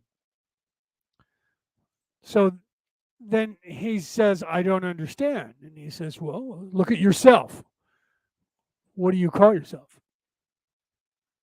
"Well, my name's Michael," right? "And your mom called you Mickey." "Well, yeah, it's my mom." "Your brother called you Mikey." "Yeah." "Your child calls you Daddy. Your wife calls you Honey. Does that change who you are?" "You're still who you are. But to them, that is the familiar that you use or they use to reference you. My husband, my wife. I'll have to check with my husband. Honey, come here. I have a question for you. Two names for the same person. An outwardly named to a stranger. Let me check with my husband, letting them know I'm married to this man. And then it's honey, dear, whatever she calls you. Pookie, bye. Fiddles, whatever secret name you have for each other. Right? But your kids call you mom or dad or mommy or daddy or whatever. If you're Mexican, they call you the opposite. They call the girl daddy and the boy mommy. Don't ask me why. It's kind of an Oedipus thing going on there, I think. Right? And then the women call their man daddy. "Hi, Poppy." But Poppy means something different than it does in other languages where it means dad. What? A little bit of an Oedipus thing going on there, I might add. Anyway, what's in the name? So he says, would you fault a stranger if they called you Mike? Well, no, because that's a nickname. There you go. Right? So whatever name you want to call me is fine. It doesn't matter. It's just a name. Whatever name is comfortable for you will do just fine. I put that out there. I signed it anonymous, or I signed it not anonymous because at the time, I think I did sign it anonymous about 20 years before there was anonymous. I think I signed it author unknown, and I just threw it out there. Why? Because it wasn't something that I wanted credit for. I could have easily patented that, like the guy did with a smiley face. Have a nice day, millions and millions of dollars. Why would I want to do that? The whole concept of that entire conversation would have been moot if I would have copyrighted it and tried to sell the idea. Right? I want to tell the world that it doesn't matter what you call the universal mindset as long as you understand that it is an all-knowing, all-seeing, all-loving. Loving is the key to that entity. The name is personal to you. All the truths that we believe to, wait, let me say this right. Let me go to the exact quote from Obi-Wan Kenobi to Luke Skywalker. Weird that the Skywalkers never had a Jedi name. Everybody else did. Right? Oh, there's a few that didn't. It was weird. A lot of them had names. Qui-Gon Jinn, right? And that was his name, his Jedi name. Those were just their names, right? Those were just their names. Obi-Wan, well, I haven't gone by Obi-Wan in a long time. I went by Ben because his name was Ben Kenobi. Right? So Obi-Wan was just the name that he took that wasn't Ben Kenobi. They were kind of like the French Foreign Legion, where you kind of changed your name a little bit. But the Skywalkers went by Skywalker unless they were becoming a Sith, then they were Darth Vader and the like. So he says to Luke, Obi-Wan, Ben Kenobi says to Luke, and this is in Empire Strikes Back, Luke, you have to realize that all the truths that we cling to, all the truths we cling to, are directly related to a certain point of view. Okay.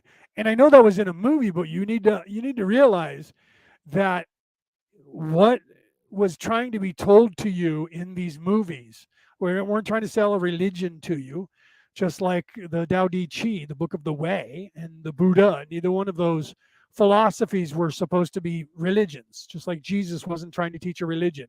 Jesus was teaching you a philosophy, a way of life. Okay. None of those were supposed to turn into a religion that was a place of control where you pay money to go and sit while they read you something from this dusty old tome over and over and over again every year. It's not what it was intended. It was intended to be an ideology to save your soul. Okay. And your point of view and your reality is how you see your truths. And reality is completely different. Okay. Right, Celeste. I'm glad that you don't know. She goes and she comes depending on what's going on in her life. Celeste could be gone for 3 months, 6 months, a year, and then she pops back in when she can. And then usually I'm doing the law of one when you pop in, right? Isn't that weird? In the last like 4 or 5 years, it's been that way. So I'm glad that you pop in too. All right, guys, I'm going to call it because I've gone over now. We're at the 2.5 hour mark. So I'm going to call it for this week. We'll pick up right there where we left off, but don't be surprised that next week won't be Muffy Moose anymore. It's going to be a female voice because I'm going to put it to my program so we don't have to worry about their monetizing of their videos. Okay, so I will see you guys next week. And if you're not in the chat, instant message me personally, and I'll get you into the chat if you want to be in the Law of One class chat where people talk after hours and ask questions, where I answer it and we talk about different things. And we'll be doing that going forward for all. And you can come and go. You don't have to stay there. If you join, there's no money. It's all free. If you want to leave the chat and don't want to be a participate, that doesn't matter either. You can do that. Same thing with watching or listening to the show. If it doesn't resonate with you, go find something that does resonate with you. If it does resonate with you, listen to it and try to keep up. And if you have any questions, that's what the chat's for. So if I don't answer you live on air, those of you who are listening to the MP3 version, you can go on Messenger and just come into the chat and talk there. All right, guys, have a great evening. Have a great weekend. I love you guys. I would give you the hands, but it's hard. I have the microphone in my hand, right? All right, guys. I love you guys. Pass this on. Share this out. Share this out. Share this out. This has been Orion Rising. I've been your host, Leonard O'Neill. Good morning, good afternoon, good evening, and good morrow, depending on where in the world you are tuning into the show. This has been the Law of One, week 3, class 3. We'll be on class 4 next week. We'll be on to session 6. All right, guys.